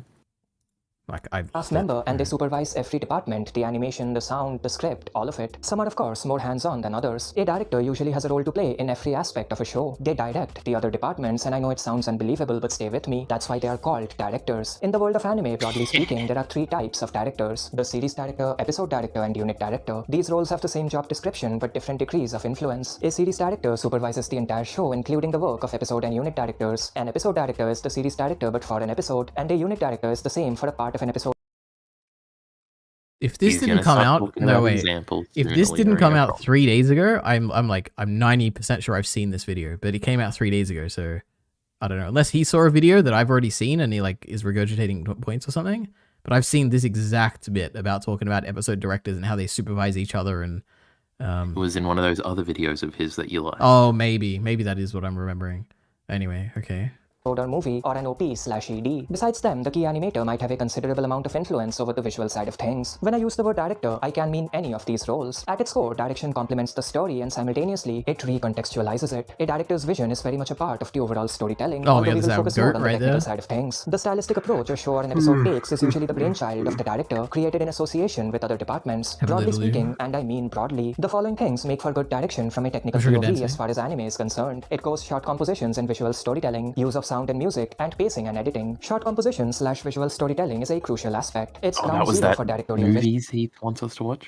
A shot should be fun to look at, and it should tell a story, ideally speaking, of course. Now, yes, animators also have a role to play here. However, important shots are usually constructed by the director, and most of them double down as storyboard artists, drawing the backbone of every shot. Still, key animators might create shots by themselves, and they are responsible for their execution, so the credit for shot comp needs to be shared with them. Dense boards and layouts, meaning shots with a rich amount of detail and several layers, are usually more fun to look at, same with shots containing dynamic angles. However, shots that are too busy or overly complex do exist. These can lack a clear focus or be difficult to execute. A good God, that was such a cool scene in Chainsaw Man.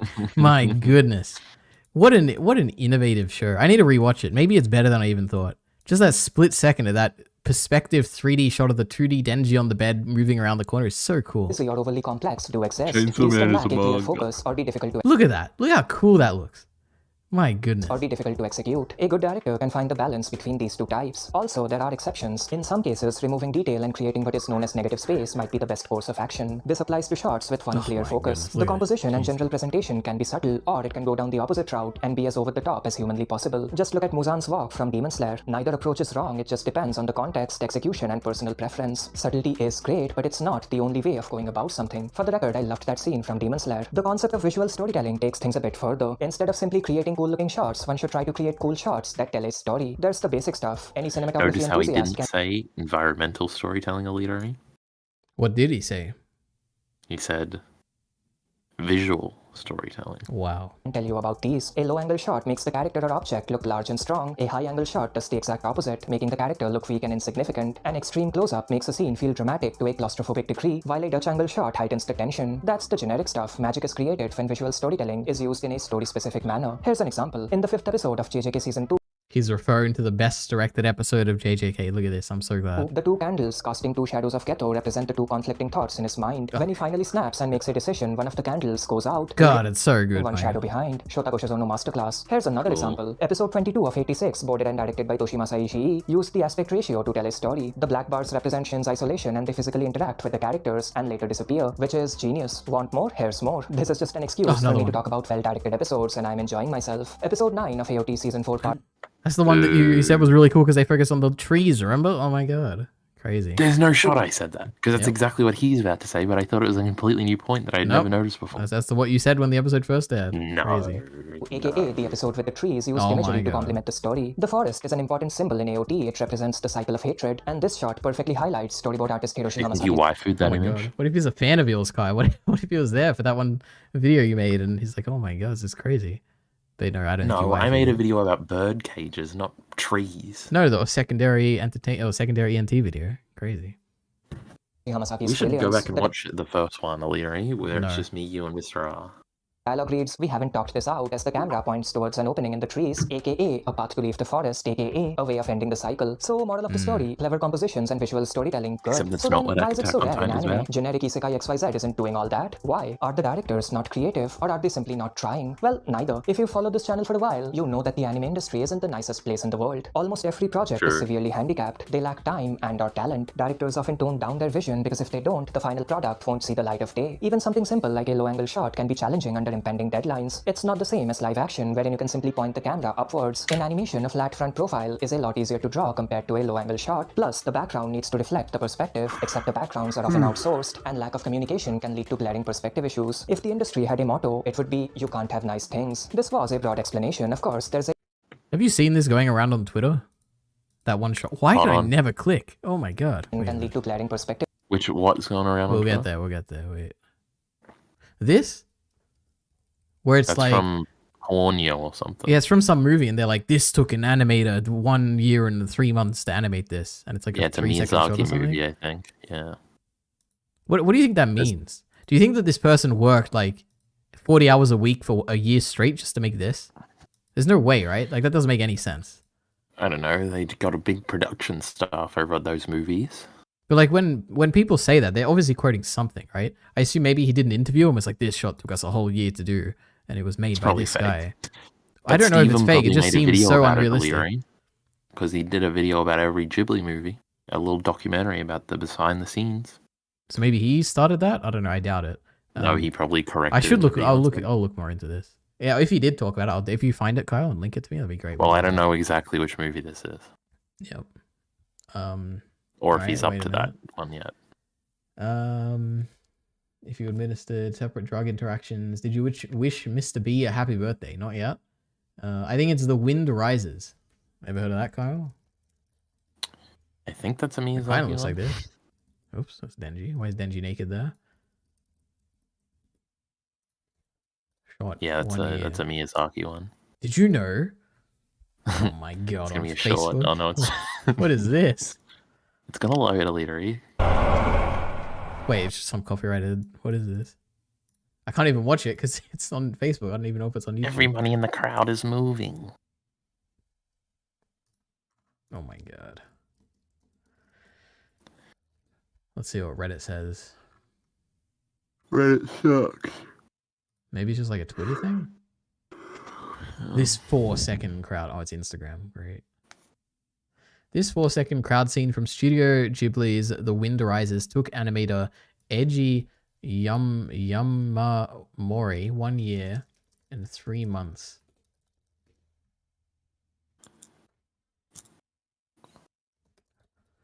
Did a quick look and it appears to be at least the 40 seconds. That's a lot longer than 5 seconds. Starting from the smoke billowing and through the crowd sequence that took Eiji Yamamori 1 year and 3 months, which given how complex it all is, makes 40 seconds. This is more believable. Okay, I thought it was like this 5 second like chunk or something. Who was this? No, I think it took him all 2 years actually, just for that one shot. From the rising black smoke to the huge crowd of people fleeing Ueno, to Jiro and Nahoko running through the crowd, Yamamori Eiji is the voice of the cast. The entire crowd of people running around in confusion was hand-drawn. This scene alone was a labor of love that took 1 year and 3 months to create. From the servant carrying Okino on his back to the people evacuating, to he's a good-looking guy, Yone Bayashi Hiromasa plays the role. So firstly, this is like saying that not necessarily that he animated it, but that he was like involved in this for a year, right? And the production of this scene took a whole year, right? Isn't that what that's saying? This scene alone was a labor of love that took 1 year and 3 months to create. That doesn't mean he was animating for a year. That means, if anything, he was supervising the animation. Or like there were multiple people working on it, right? I don't know. And who is this? How would I even translate this?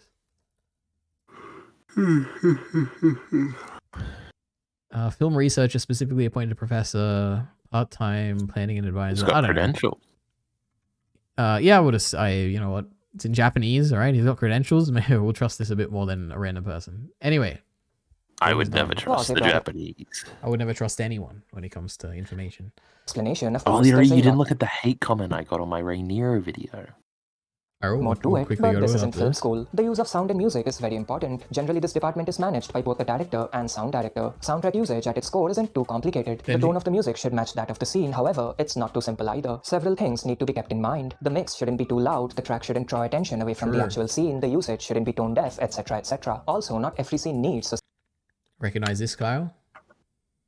That's the Great Baby. It is. From Madoka Magica. Soundtrack. Silence can be powerful if used well. Attack on Titan is a textbook example of that. Synchronizing the visuals with the music, aka film scoring, adds an extra layer of cohesion to the product, although it is rare due to the rushed nature of most shows. Sound itself is a valuable tool. In filmmaking, there are two types of sound, diegetic and non-diegetic. Diegetic sound is audio both the audience and the characters can hear, while non-diegetic sound can only be heard by the audience. Using these sounds cleverly can significantly enhance a scene. Focusing on one sound, for example the clapping in that one JJK episode, or adding non-diegetic sounds like risers and audio cues can add to the experience. Now, I'm not exactly an expert on sound design, so these are superficial observations. And finally, we have pacing and editing, which of course isn't its own separate entity. It's closely linked with the aforementioned aspects. When I use the word editing, I am referring not just to the stuff that happens during the post-production phase, but also to the general timing and pacing which can be traced back to the script writing and storyboard process. Pacing is extremely important. Some scenes might need room to breathe, while others might benefit from a quick, snappy style of presentation. Again, context matters. I don't think I need to explain what good pacing is. Besides that, creative transitions are always a plus. Animators usually contribute heavily to the timing of individual cuts and short sequences. Ideally, these factors should work hand in hand to create a cohesive final product. Through these aspects, a director materializes his or her vision. Again, much of what I talked about is too much to ask from most shows, not because the directors aren't creative, but because the industry is one big, all-encompassing hellhole. That's precisely why I really appreciate well-directed shows. This season has a lot of those, surprisingly enough. Vistoria, Elusive Samurai, the Shoshimin series, Days with My Stepsister, Too Many Losing Heroines, and to a lesser degree, Nokotan and Bye Bye Earth. I felt like it was Is this true, Heath? Can you back all this up? Responsibility to shout Leary these shows said out. this was all That's bad not at it. the Like the beginning of video, the check stream. out this other bit of content on screen, like and subscribe, and until next time.